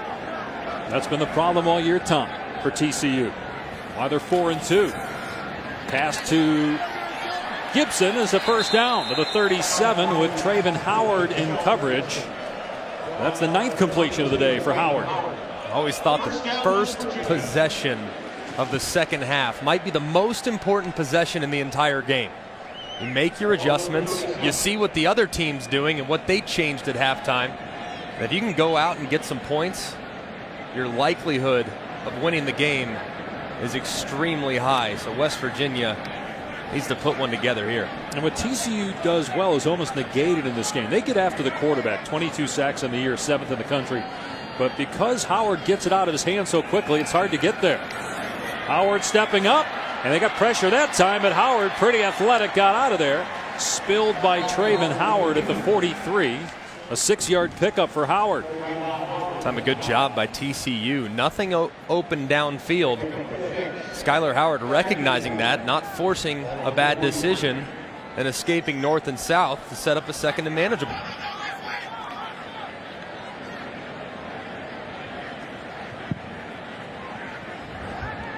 Howard changing things up here for 2nd down and 4. And it's true freshman Kennedy McCoy brought down for no gain by James McFarland and Aaron Curry. Gary Patterson changed his shirt at halftime. Now this worked in the Alamo Bowl last year. It was good luck. He changed his shirt. They were down 31-0. They come back and beat Oregon. So he says, you know what? Our season on the brink here. We want to win the Big 12. We got to win this game. I'm doing it again. Why not? If it ain't broke, don't fix it, right? I guess that first half shirt wasn't going the way he wanted it to. His defense trying to get off the field here on 3rd down and 4 as that pass is caught on the sideline by White at the 34-yard line. That is 3 fantastic catches by West Virginia receivers in this game. Great catch. Look at that right foot. Secured the ball all the way through to the ground. Standing body control. They go back to the ground and Shell ripped down after a 2-yard gain by Chris Bradley. But man, these receivers for West Virginia, Shorts, Gibson, White are pretty good. Now Karan White, he's the younger brother of Kevin White, who starred here at West Virginia. His NFL career has been stalled because of injuries. But this is a good group the Mountaineers have. Deep group too, versatile, can do a lot of different things. 2nd and 10, and in trouble. Ball thrown up for grabs. It's caught again. Only a short gain for Durant, but still another great catch as the quarterback Howard was being chased. It's not one I'd want to do a whole lot if I'm Skylar Howard. Getting grabbed and almost thrown down, throwing it up for grabs. It's a good job by Durant going high and making the play. West Virginia's been great on 3rd down. This is 3rd and 7 out in space to Shell. Makes the defender miss and gets the first down. Well, the Mountaineers on 3rd down are making it happen. They're 4 of 8. Again, bad defense by TCU. Poor tackling. TCU has always been outstanding defensively. This year, they've missed an awful lot of tackles. Right there, had them stopped, had it bottled up, had everything you wanted. Just poor execution with the defender going in out of control and missing the tackle. Yeah, because then you're off the field. You got a field goal kicker that struggled coming on the field as they run it here on 1st down to McCoy. Short gain of 2. And again, Dana Holgerson told us anything outside of 45 yards he's not going to attempt. Now, they did try a 47-yarder in the first quarter and missed it.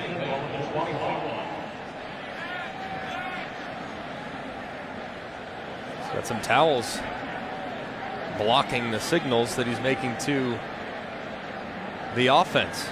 Probably because on the other side, There's some guys that are very familiar with this offense, and Sonny Cumbie and Doug Meacham. West Virginia may have to burn a timeout here as the center judge pulls the quarterback back with a play clock winding down. They do get the play away. It's play action. Howard stops, throws, batted down. Oh, dangerous pass. L.J. Collier got a piece of it. It's a good job by the center judge right there. I know the people in the stands are a little upset. You hear the boo birds chirping just a little bit. But when West Virginia makes a substitution, the defense must also have that opportunity. Hold the snap, make sure the defense doesn't want to change anything up. It's a good job, good execution by the official. Another chance for TCU to get off the field, and they're offside on 3rd down and 8, a free play. Howard is sacked, but it won't matter. Collier gets there, but Tipa Galii was offside for TCU. Offside, defense, number 47, 5-yard penalty, repeat 3rd down. Galiai's got a bright future. Just got a little excited right there. In for James McFarland. Then jumped off sides, giving them a much more manageable 3rd down. Can't make that mistake if you're TCU's defense. It's the difference between sophomore discipline and senior discipline. 6th penalty of the day on TCU. So 3rd and 3 now at the 16-yard line. I got Howard under center. We haven't seen this today. Here's Shell, and he's brought down short of the 1st down. It's 4th down. Nick Orr on the tackle. Again, they've had some issues with the kicking game, although Molina's been pretty good on short yardage. Do you take the points? Definitely going to go for it here. They'll go with the same formation. Wellman is the fullback. It's a quarterback sneak with Wellman shoving the quarterback Howard ahead to get the 1st down.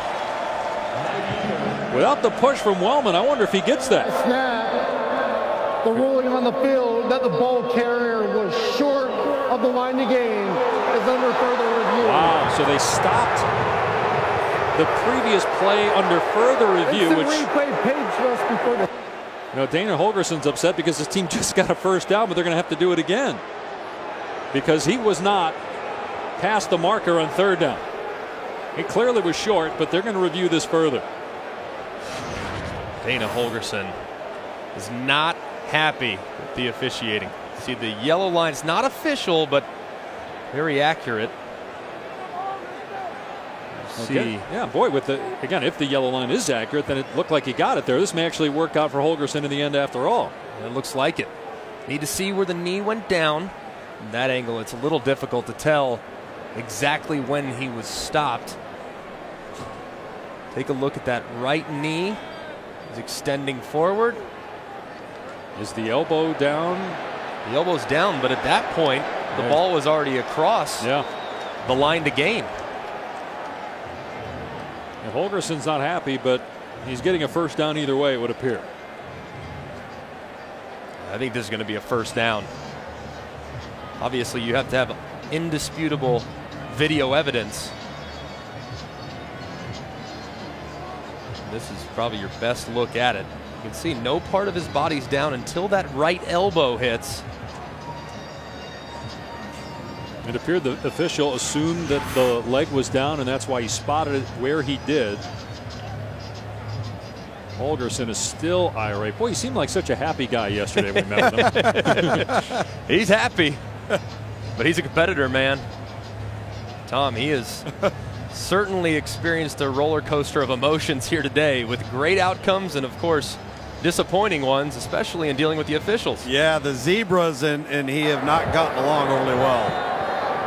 After further review on the 3rd down play, the ball carrier's forward progress ended inside the 13-yard line.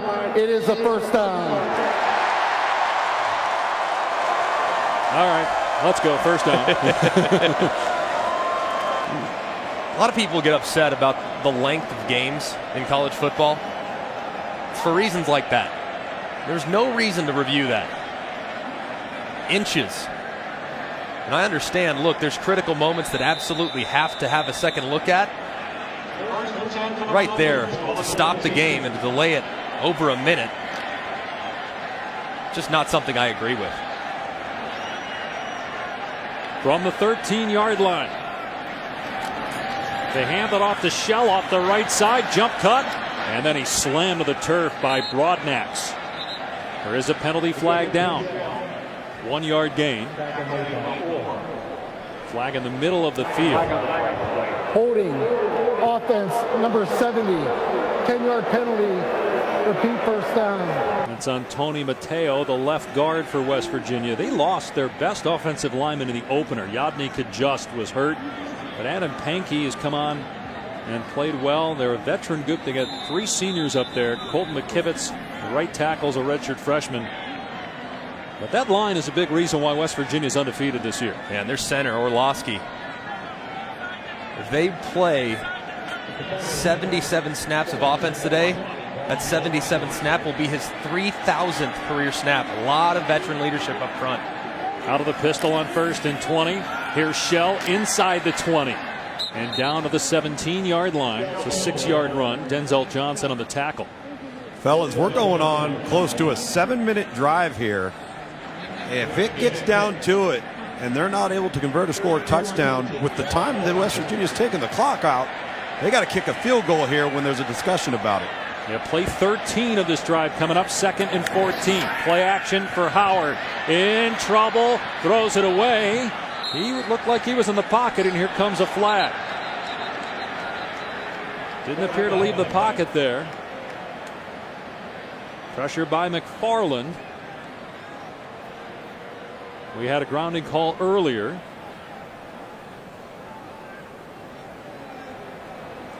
Late in the second quarter on Howard. Having a discussion as to whether or not he did in fact leave the tackle box. And this would be huge for TCU because it's a loss of down, and if again you get to 4th down with Holgorsen lacking confidence in Molina's distance. Back to the review, though. I mean, look at the momentum now that has been seized. I mean, West Virginia's marching. They have a review. Yep. Completely slows them down. Now there's going to be a intentional grounding penalty. Well, and Greg, they would have, had they pushed forward with the quarterback sneak, you know they would have gone hurry up to the line and tempo. Foul for an eligible player downfield. However, the quarterback was in the pocket under duress and threw the ball to an area where there was no receiver. Intentional grounding. Offense number 3. Loss of down. Responded to foul. It's 3rd down. That is a huge penalty on West Virginia. Nothing going. He's under duress. Starts to his left. Moves back to the right. Easy that was call. Definitely in the tackle box. It's a good call by the officials. I just wish that it wouldn't take as much time as it does to get these calls correct. I don't know. In that situation, though, you want to be sure, and you have a conversation with several officials. You got to look, first of all, is there a receiver in the area? Did he get it past the line of scrimmage? And was he outside the tackle box? I get that one. I agree with you on the review, though. Earlier was unnecessary. 3rd down and 22. Howard throwing short. It's White. And he's brought down at the 21. You see that field goal target line. It would be about 38 or 39. And they've got to try it here because it's 4th down and forever. Molina's miss from 47 as long in the year as 34.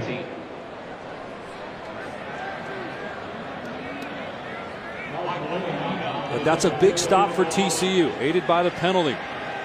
But as Tom pointed out, almost 7.5 minutes off the clock.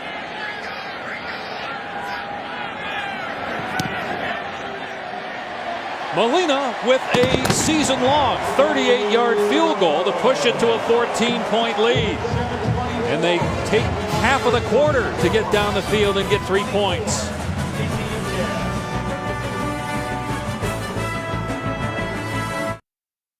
Matchup has Brock Osweiler returning to Denver to lead the Texans against Von Miller and the Broncos in the Mile High City. It's 8:15 on ESPN with our coverage starting at 6 with Monday Night Countdown. West Virginia with its longest drive of the season, both in number of plays and time of possession. 15 plays, 7 minutes, 36 seconds off the clock. They get 3 points, and now TCU has to score at least 2 touchdowns. Certainly they're capable of that, but this West Virginia defense pretty good.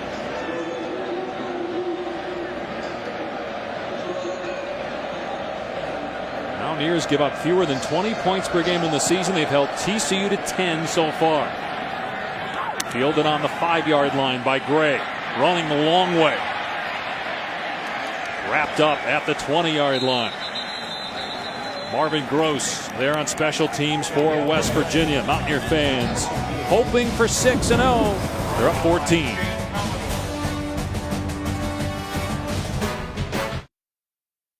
By Progressive, making it easy to bundle your home and car insurance. And Infinity, empower the drive.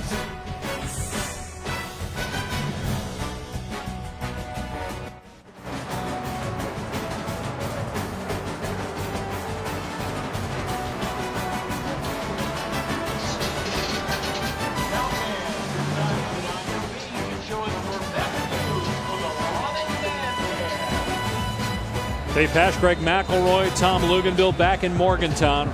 Well, going into week 1, Oklahoma-Houston, it seemed like a certainty the Big 12 was going to expand and that Houston would be part of the expansion as Kyle Hicks bounces it to the outside and has a first down, still going all the way to the 37. Great run by Hicks.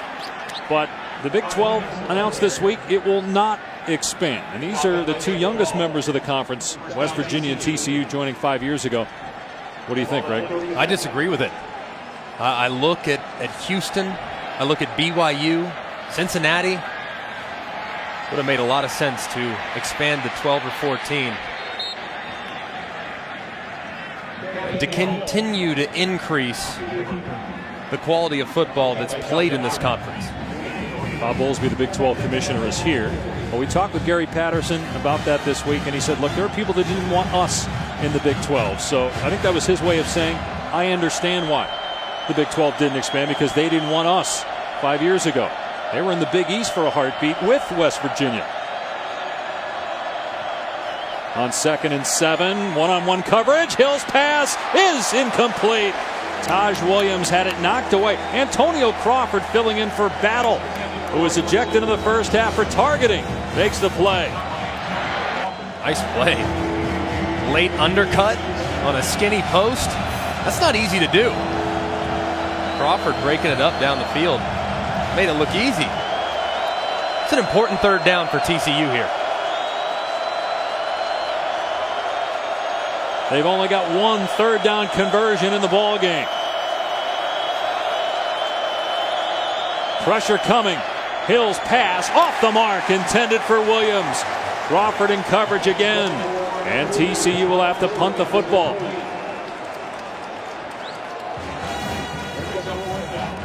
This West Virginia defense, can't say enough good things about them. Pressures, mixing up looks, tight coverage in the back end. Having a look at Tony Gibson right there. He makes it hard on quarterbacks, man. His team's playing very well for him here tonight. They've held TCU to 228 yards of total offense and 1 of 7 on third down. Nunez off the side of his foot and out of bounds around the 35-yard line. Only a 25-yard punt by TCU. Sunday edition then at 11 a.m. The new Sunday NFL Countdown crew. Chris Berman, Trent Dilfer, Charles Woodson, Matt Hasselbeck, Randy Moss take you right up to kickoff. West Virginia leads TCU 24-10 as we continue Dr. Pepper's championship drive game of the week. The Mountaineer defense has been the story this year, and now the running game trying to get going offensively. Shell breaking a tackle and picking up 12 to the 45. The first 7 drives West Virginia ran only 30 plays. Their last drive took half of the third quarter. They went 15 plays and got a field goal. Trying to get that running game going. And you see they're huddling up too. I mean, West Virginia, the air raid, Tom, usually you're seeing it all wide open. Right. The way this defense is playing, though, they want to take some of the pressure off and have long, time-consuming drives. Now, playing to the strengths of his football team, which is running the football first, coming off of it in the controlled passing game. Play fake for Howard. Steps up in the pocket, takes off.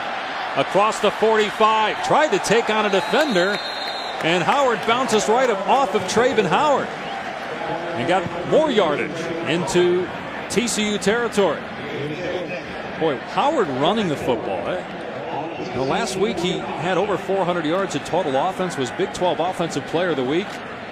He's going to be a candidate for the award again at this rate. He's playing very well. Decisive with the football, knowing when to run it, knowing when to throw it, and being accurate when he does throw it. Shell straight ahead on 2nd and 4. Will be wrapped up just shy of the marker by Sammy Douglas. It'll bring up 3rd down, and at some point TCU has to make a stop. They haven't done it. They've given up too much on 1st down. To win this game, somebody has to make a play defensively for this group. TCU, that's always been the backbone of their team. It's almost impossible to run the football on them. This year it hasn't been the case. Quarterback sneak coming, you know it, and trying to move the pile. Again, you see Wellman with a little bit of a shove to the back of Howard. It's going to be close at the 45-yard line. And it is a 1st down for the Mountaineers. Let's go to the studio. Thanks, Dave. We got a game in Tuscaloosa. Aggies up 14-13 after 2 straight scores, but the Tide regained the lead after this Jalen Hurts to Calvin Ridley connection. Bama up 20-14 in the 3rd. Dave, Greg, back to you. Nice design there by Lane Kiffin on that play, Greg. Very nice design. Calvin Ridley out in the flat. So it is a 1st down for the Mountaineers at the 45 of TCU. Almost 50% on 3rd downs in this game. Shell knocked down in the backfield. It is rare that we've seen negative plays in West Virginia on 1st down, but McFarland was back there along with Curry. A 2-yard loss. Look at the positive, though, here, Greg. You've got plus territory. The clock's running. You've owned the 3rd quarter. And at the end of this, if it ends in a kick, you're going to maintain field position advantage. Got a problem with something in the face mask. It looks like of Curry. They're trying to get the helmet off. Oh, what is going on? I mean, you even have a West Virginia player in there trying to help out. If something got in the helmet of Aaron Curry, they finally got the helmet off.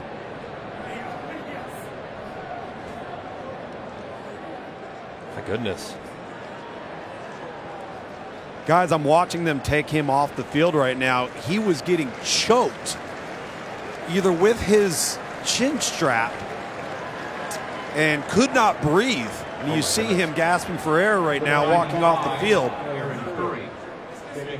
Wow, that's scary. I can't say I've seen that. I've never seen that. No, me neither. Thank goodness he's okay and they were able to get the helmet off. Yeah, he was in a panic. Wow.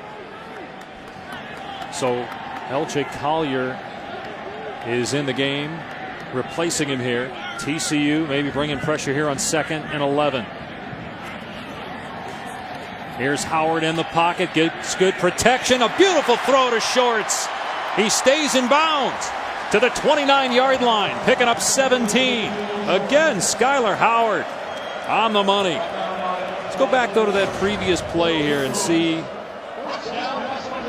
Aaron Curry trying to get that helmet off. You see the chin strap is right on his throat. It seemed to have gotten tightened and wouldn't loosen. Howard off a play fake. Going to throw it into the end zone, and it is caught, but out of bounds. McCoy caught it out of the back of the end zone with Howard in coverage. McCoy a little shaken up. Just ran out of room and couldn't secure it all the way through to the ground. See that left foot clearly out, and then the ball is jarred loose. Guys, Gary Patterson right now is laying into his defensive front about rushing the quarterback. Not happy with their inability to get to Skylar Howard and allow him to extend plays and take a shot down into the end zone. He's been sacked 3 times, but 2 of which were on intentional grounding. They just haven't been able to get home against a good West Virginia offensive line.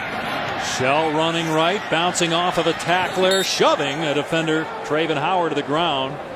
He stepped out after a short gain, so 3rd and long. And again, if you're TCU, this is a must-stop situation because West Virginia is probably out of field goal range. based on what Dana Holgerson told us yesterday anyway, with his kicker Mike Molina. Look at Howard's numbers on third down. He's been great. He's been great on first and second down too. It's all about third down though. Now, third down and red zone efficiency. It's the two most important stats for offensive football here in 2016. Howard to throw on third and long. Over the middle, caught by Shorts, and it's another first down for West Virginia. That's just pitch and catch. Great protection. A clean pocket for Howard. Great job by Shorts too. TCU opting to go with a little zone, finding the open area, and his quarterback delivered a strike. And a penalty marker down, as West Virginia was going up tempo that time. False start. Offense, number 57. 5-yard penalty. First down. It's on Adam Pankey, the left tackle. But West Virginia has had the ball basically the entire quarter. TCU's had it for 1:14. And how about that in the first half? West Virginia had it for almost as long as they've had it this entire third quarter. That takes its toll on a defense too, and an offense too, because you just can't get into much of a rhythm when you don't get back out there on the field. Design quarterback run on 1st and 15. Howard brought down at the 15. Again, that time of possession in the first half is a little skewed because they had the short field a couple times because of turnovers by TCU.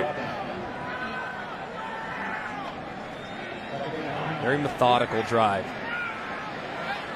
Greg, you look at Gary Patterson and this TCU defense right now. They're struggling to get their calls in. The pace is affecting them.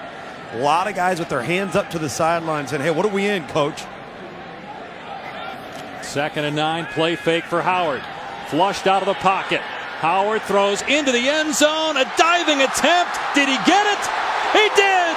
Karan White with another incredible touchdown catch.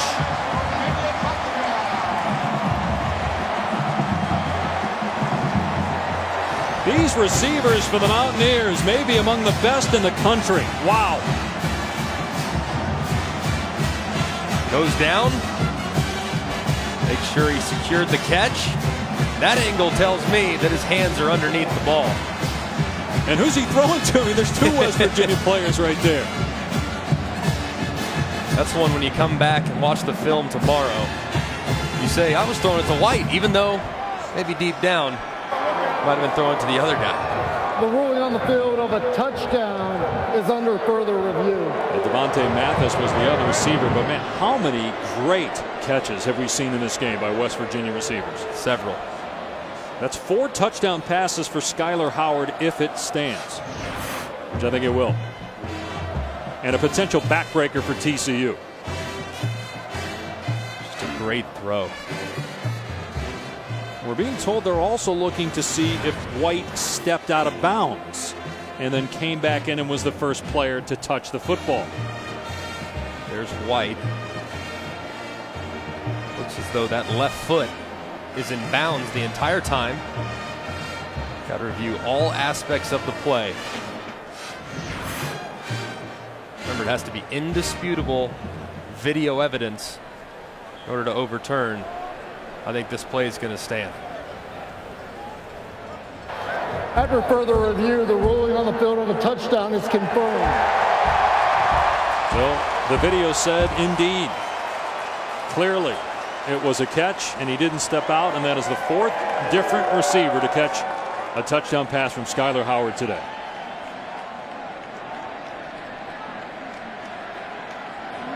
Karan White, older brother Kevin, starred here a couple of years ago.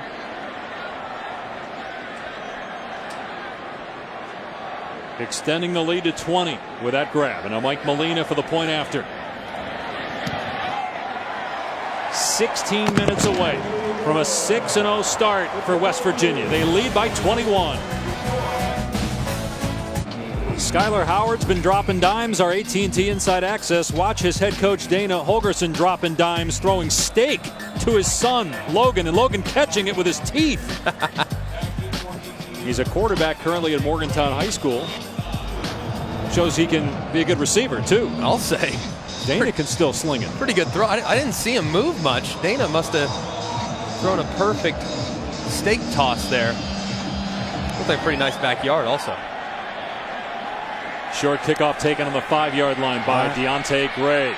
And Gray is up to the 25. Fumbled the ball again. The second time he's done that on a kickoff. And it's West Virginia ball. Another takeaway by the Mountaineers on special teams.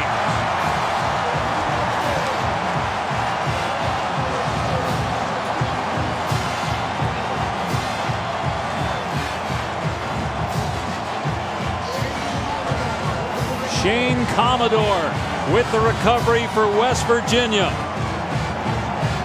Just poor ball security there.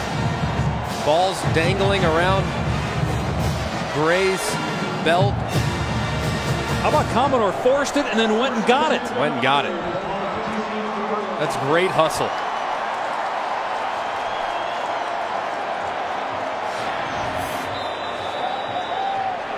This just isn't TCU's day.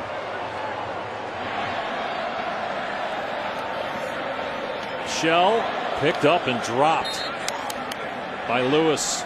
Minimal gain. Man, look at the second half possessions for West Virginia compared to the first half. They're really eating that clock. The ground game's getting going some.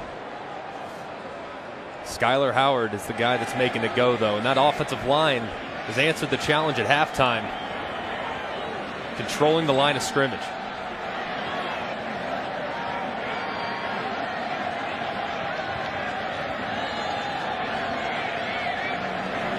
On 2nd and 9, Howard to the air. Has time to the sideline and through the hands of White. That would have been a great catch. That's the first time in a while we've seen a West Virginia receiver not pull a ball in. And Howard on the day only has 6 incompletions. And again, he talked about the grounding calls earlier. That was his 7th right there. Had a few inaccurate throws, but for the most part, this receiving crew really bailed him out on a few different occasions. This is an impressive group. It's not one that they really feature. Every single one of those wideouts can beat you. Howard off of a play fake on 3rd and 9, in trouble, sacked back at the 43-yard line. That was a huge play by Matt Boson. The Horned Frogs needed that. Yet they go to the 4th quarter trailing by 21. West Virginia in command of this game. 4 touchdown passes by Skylar Howard. We'll return after this message and a word from our ABC stations.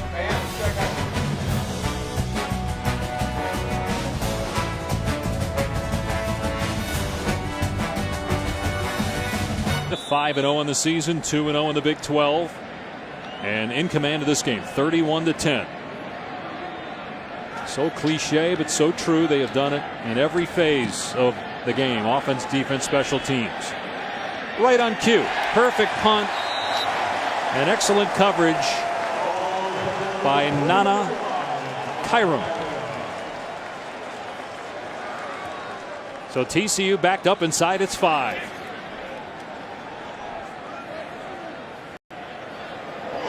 TCU's got to get something going here. Obviously down 3 scores, touchdowns that is. That goes without saying. But they got to mix some run pass. No need to press the panic button. No need to deviate from what you do. You got to start thinking tempo. Every second counts here in the next 14 minutes and 52 seconds. It's the largest lead West Virginia has had going into a 4th quarter this season. Had some close calls this year. Maybe their most complete performance, though, today. And they shut the Horned Frogs down again. Hill out of the end zone, throws complete to a diving Daniel Walsh, just shy of a first down. That'll help a little bit. And they almost have to go the length of the field and score here to have any chance to win this game. Probably scoring every time they get the football to have a chance.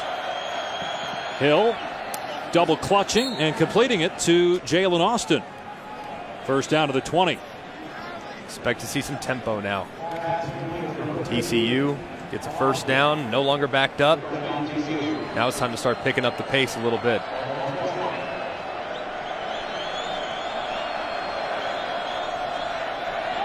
Here's Hicks. Nowhere to go, and a flag down as Hicks is dropped in the backfield by Kaiser White. We talked about Karan White. Holding. Offense number 70. The penalty is declined. Second down. Talked about Karan White on offense, Kaiser White on defense, and again both younger brothers of former Mountaineer Kevin White. All three went to Lackawanna Junior College in Pennsylvania before coming to West Virginia. Those three brothers can play some football, man. Kaiser White has been outstanding this year. Very consistent. Plays that spur position. Just kind of a hybrid. He does a nice job for him. Holgerson is having a conversation with the officials down here. At the penalty, at the distance of the goal, repeat first down. So Dana Holgerson changed his mind. Well, you think of what Holgerson has been through here. Remember, he gets hired as the offensive coordinator. The late Bill Stewart was the head coach at the time. And there was some stuff going on behind the scenes, some he said as to whether Dana Holgerson was doing things differently than Bill Stewart wanted. Didn't get a lot of people that were behind Holgerson when he got the head coaching job, and then they started losing games and more people piled on. But it seems like now people in Morgantown are finally starting to get on the Holgerson bandwagon, and it may be just in time as they take down the quarterback for a sack. Wachuku, and they haven't signaled yet whether it was in the end zone or out. On the field is at the quarterback's forward. He was out of the end zone. On the field is at the quarterback's forward progress was ended inside the 1 yard line. It's second down.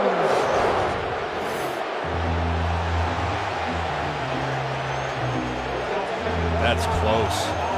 Well, the entire ball has to be across the goal line, and it did look like he actually reached it out and got all of it over that time before he got pulled down. Very aware, but a good job up front. This West Virginia defense, man. Big 12's known for offense, but defense is what wins championships.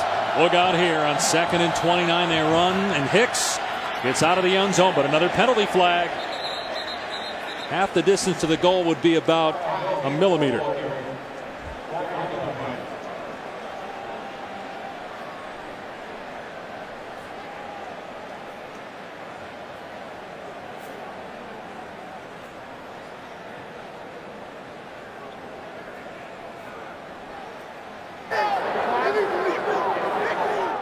Holding. Offense number 70. The penalty is declined. Third down. Yeah, need to decline that. The yardage doesn't help you. But how about, again, Holgerson? There's so much talk about maybe him being fired. And if they win this game at 6-0, I know it's early, but there's going to be some Coach of the Year discussion in the Big 12 anyway. There should be. He's done a great job with this team. It's a veteran group. They play really well together, both offensively and defensively. 3rd and 21. Hill steps up to run across the 10. And Hill, he gets creamed by Douglas at the 23 to force a punt here on 4th down.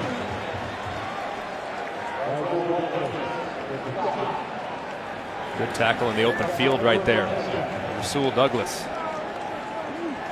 Well, they're better cover guys there. They can play in the run game too. 3rd and long.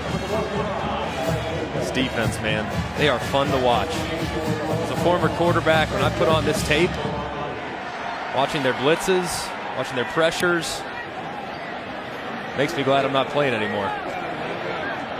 These guys can play here in Morgantown. They've held TCU to 10 points in this game. One of the most potent offenses in the country shut down. The West Virginia in full control of this game, leading by a score of 31-10. 4 touchdown passes for Howard, 3 turnovers by TCU, 2 by the same guy on the same play. Basically, Deontay Gray turning it over twice on kickoff returns. The Mountaineers have the ball again. 1st down on the 33. They'll run Shell off the left side. He gets a couple.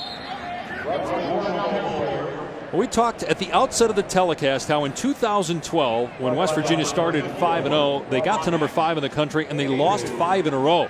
They lost to Texas Tech by 35 in Game 6. This year, 5-0. I asked you at the start of the game, okay, are they for real? You said yes, and they proved it with the way they played today. I guess the next question is, are they real enough to contend for a playoff spot? They're certainly good, but are they good enough to be in consideration for the top 4? They are, and a lot of people weren't convinced until last week. Go on the road to Texas Tech, hold that high-powered offense to only 17 points. You follow it up with a performance defensively today that has been outstanding. Another high-powered offense. The Horned Frogs have only scored 10 today.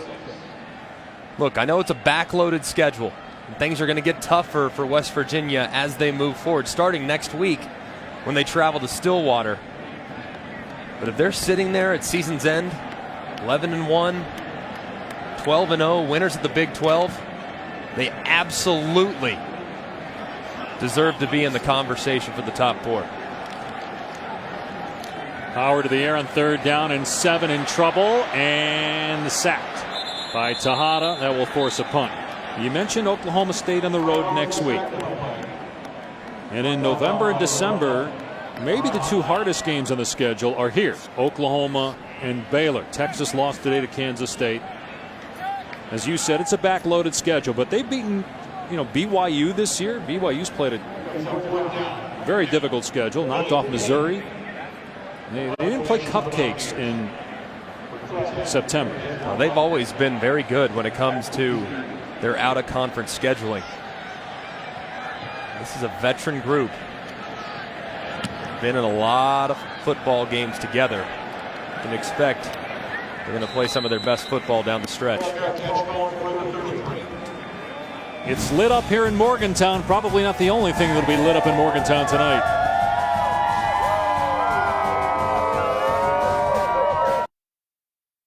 Brought to you by Pacific Life, helping generations of families achieve long-term financial security for over 145 years.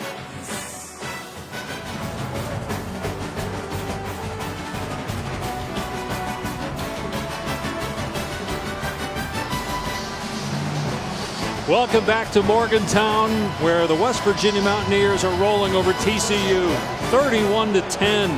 9 minutes and 21 seconds away from their first 6-0 start in a decade, when they won 11 games under Rich Rodriguez. Pass out on the flat. Diarras is dropped. It's Antonio Crawford again with the stick.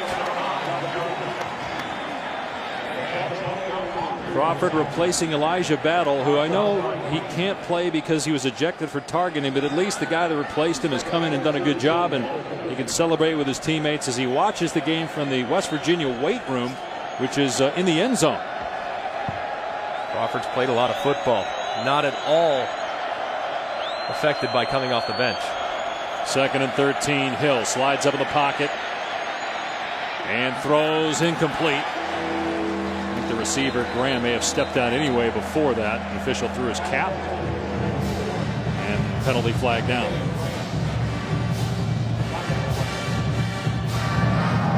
Ineligible receiver downfield on the pass. Offense number 51. The penalty is declined. It's 3rd down. That was on Schlottman, but you also had Graham go out of bounds and then come back. Can't be the first guy to touch it. This down right here has been the reason why TCU is trailing by 21 points. So far today on 3rd down, they're 1 for 8. Their average yards to go on 3rd down, over 9. It's almost an impossible feat against a good defense. And it's going to be 3rd and 18. 69. 5-yard penalty. 3rd down. Avion Collins and this crowd having an impact too. This place is still almost full. There have been a few people that have left to get a head start on the evening festivities, but look at this place. They want to celebrate this thing to the end here, with their team closing in on its best start since '06. 3rd and 18 for Hill. Throws deep through the hands of one receiver, then almost caught by another. Stewart was off of Porter's hands initially, but it's 4th down. And TCU will have to punt the ball, knowing that on 4th and 18, they're not going to pick it up. It's been a tough day for TCU. Difficult to be accurate.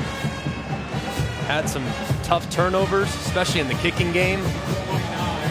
It's a young team, though. I think expectations for this team coming in were really, really high, considering there's only 8 seniors on this roster.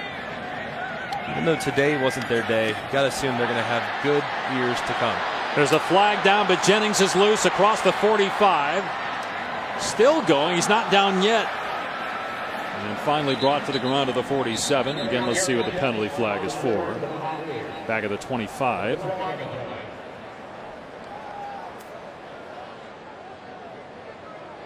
A lot of laundry thrown by these officials today. No, Greg, you were referencing how young this TCU team is, and when you consider the areas of importance with the roster, they're the youngest in their offensive and defensive front. Illegal block in the back. Receiving team number 7. 10-yard penalty from the spot of the ball. 1st down. Time. 8:14 on the clock in the 4th until victory for the Mountaineers.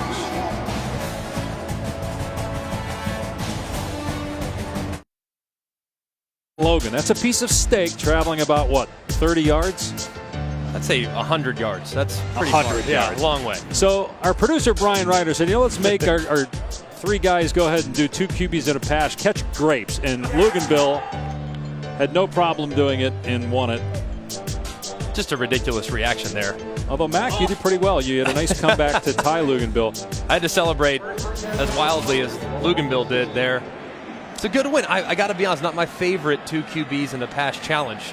Catching grapes from 30 feet high. He felt bad for the 2 of you having lost to me in consecutive weeks throwing actual footballs, that he wanted to have mercy on you guys. But I got to be honest with you, Dave. What do you got, Tom? We cannot accept quitters on this team.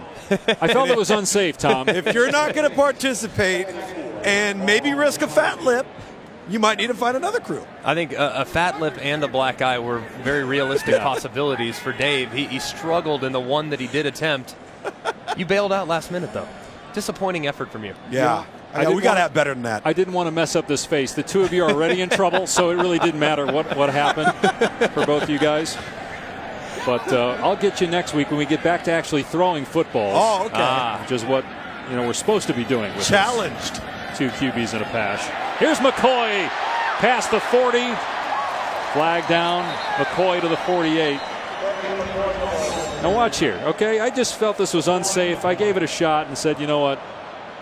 I'm going to hold up a little bit. Alligator arms or alligator mouth. He didn't even try. What? Number 56. 10-yard penalty added to the end of the run. Penalty on Chris Bradley.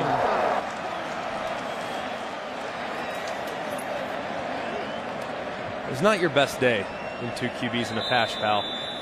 I love you. Meredith and Tennille have both texted me saying they are not going to be doing that for you guys, though. Throwing you guys grapes, okay? Don't get any ideas. Just because it happened on 2 QBs in a pass, don't expect your wives to do that for you at home. I want steak, though. I want steak thrown like Coach Holgerson was able to throw at his son. Here's McCoy again, and he's inside the 40 to the 38. So look at the standings again. These are skewed considering that we didn't throw footballs this week because I was getting to McElroy and Luganville. But you mean because you quit?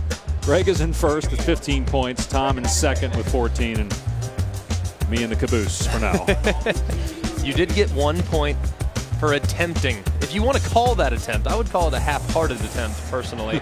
Next week, Dave, we're going to tie you to a round board, and we're going to spin you around and throw hatchets. 2nd and 6 for West Virginia, and design quarterback run for Howard. Let's check in with Cassidy in the studio.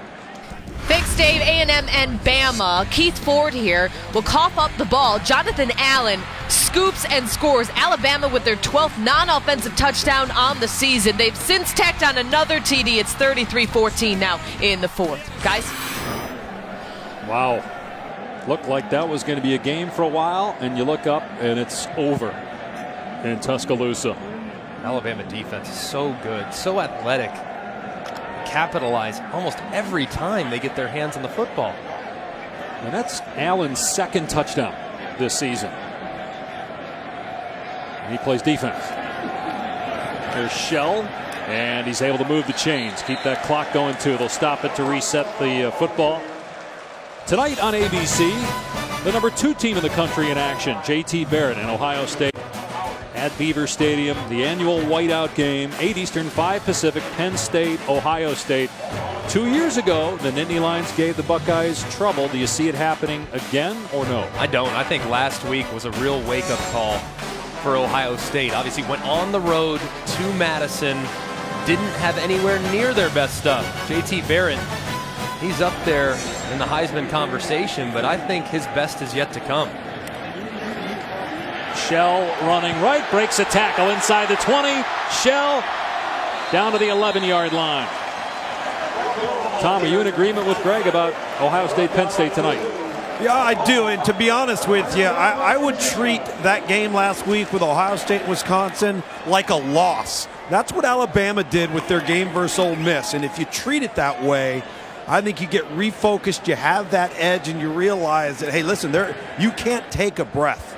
And I think Ohio State will play outstanding football tonight. One area where Penn State has struggled in recent years is along the offensive line.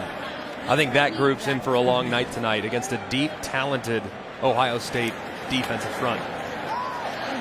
Howard on the keeper and out of bounds at the 10. Ohio State's offense, though, they haven't really gotten going yet. The defense has been good. The offense has been up and down. Again, they're unbeaten and they're still scoring a lot of points, but I don't know that it's going to be a blowout. I think it's going to be a close game at Penn State tonight.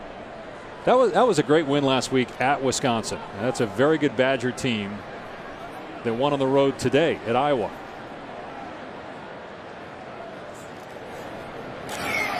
Here's Shell. Brought down. The clock continues to run. TCU not going to stop it at this point. Down 21, 3.5 to go. Guys, where do the Horned Frogs go from here? They're going to be 4-3. They were ranked 13th going into the regular season. And not only are they going to be out of discussion for the Big 12 championship, you would think, with the 2-2 record, but I mean, look, they still got to go to Baylor. At Oklahoma State at home. Still have to go to Texas. I mean, Texas, I know their record wouldn't indicate it. I would assume they would play TCU very tough at home in a few weeks. Shell just takes a seat to keep the clock running. And TCU, though, the way their schedule's set up, they really have 2 3-game seasons remaining. They play 3 weeks. They play this week, obviously. Next week, they're going to play against Texas Tech at home and then travel to Baylor. Then they get another bye week and then finish the season with 3 more. This team's very young. Tom, I think that they are the type of group that could really improve after a bye week. Wasn't the case today, though. Coming off of a bye, came out flat and made way too many mistakes in the kicking game. Yeah, and I think they got to find out who their leaders are. Who are the guys that are going to rally the troops? Who are the yard dogs? I don't know if they have that established yet with this team. Timeout taken by West Virginia. They took the clock down, and it'll be 4th down when we come back.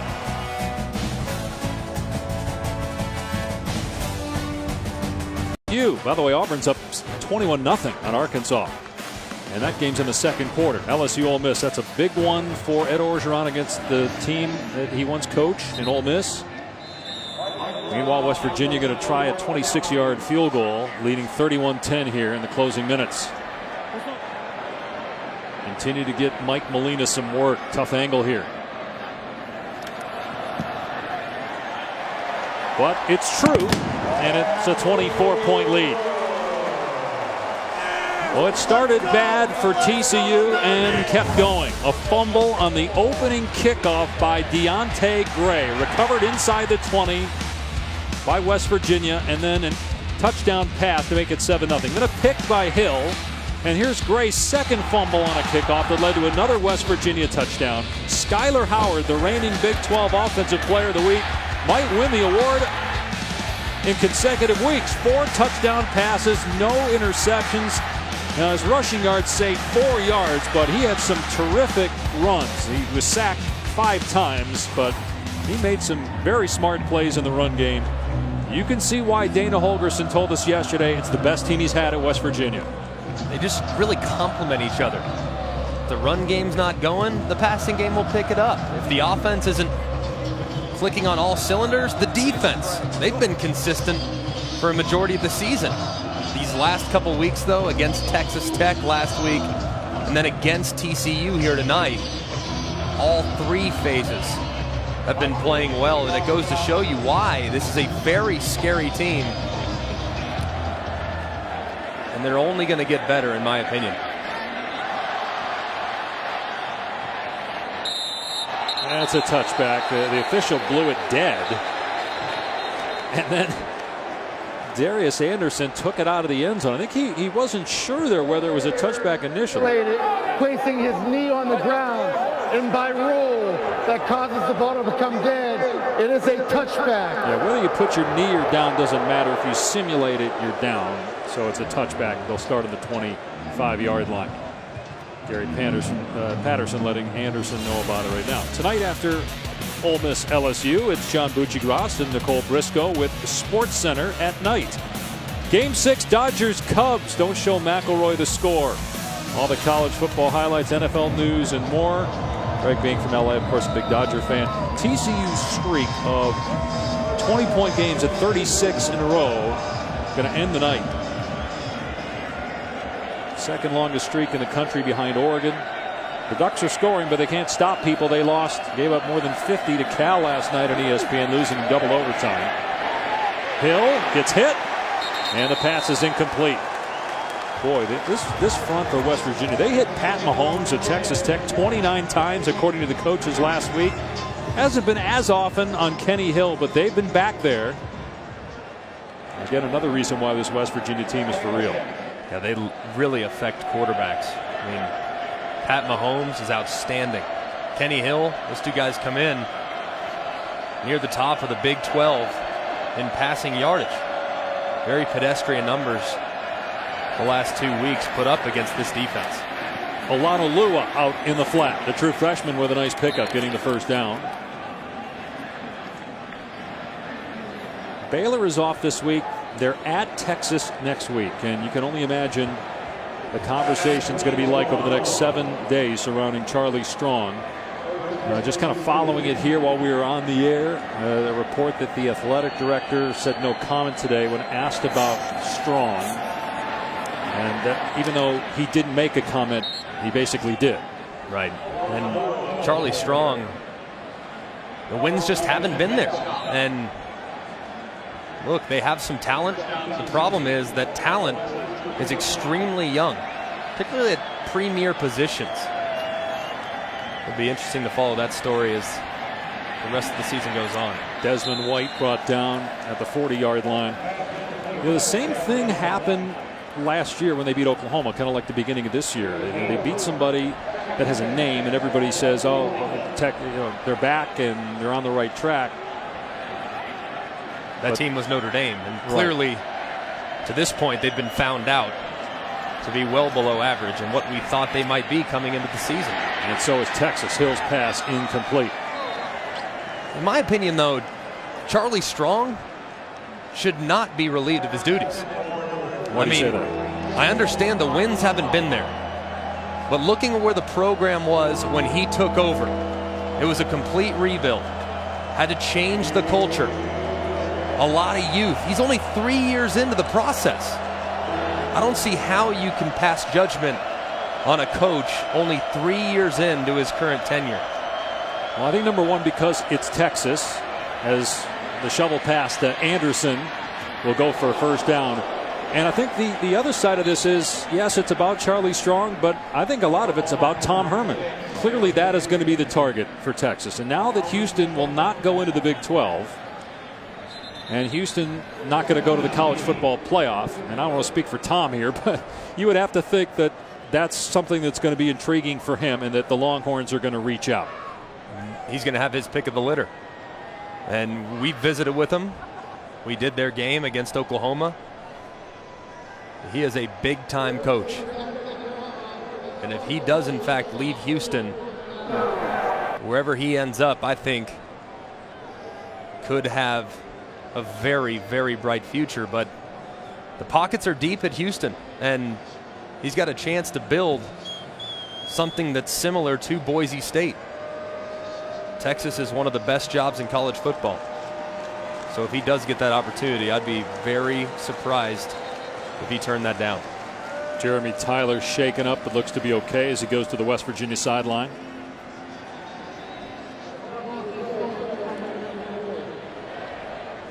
Mountaineers 55 seconds away from continuing an unbeaten season.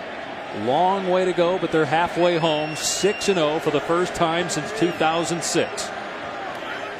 Here's Hill back to throw, and it's incomplete through the hands of Austin.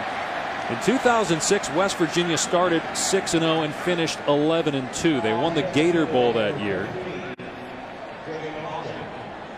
As we showed you earlier, the schedule is difficult in the sense of the teams they play. Now, their toughest games, Oklahoma and Baylor, are at home. They do have to go to Oklahoma State next week as Hill is wrapped up and sacked by David Long. This is one of the most hostile environments, though, in the Big 12. I know their toughest games, for the most part, are going to be played near Milan Pushkar Stadium.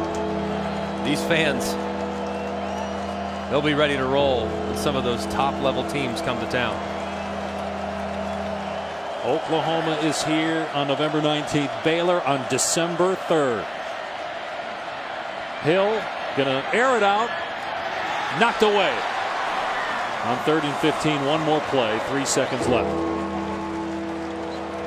And Dana Holgorsen, a guy that was on the hot seat going into the season. You can see why the administration is stuck with him and that he's gaining more and more supporters. Tony Gibson, the defensive coordinator, has that unit going. The offense playing mistake-free football. And this is a team to watch the final month and a half of the regular season.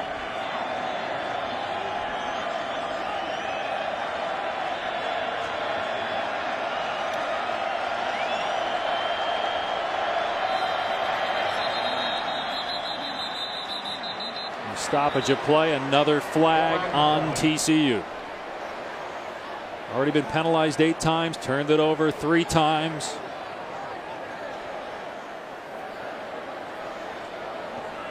Delayed game, offense, 5-yard penalty, 4th down.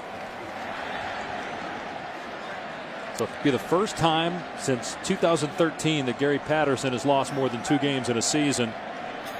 And we're not in November yet. They were 4-8 back in 2013.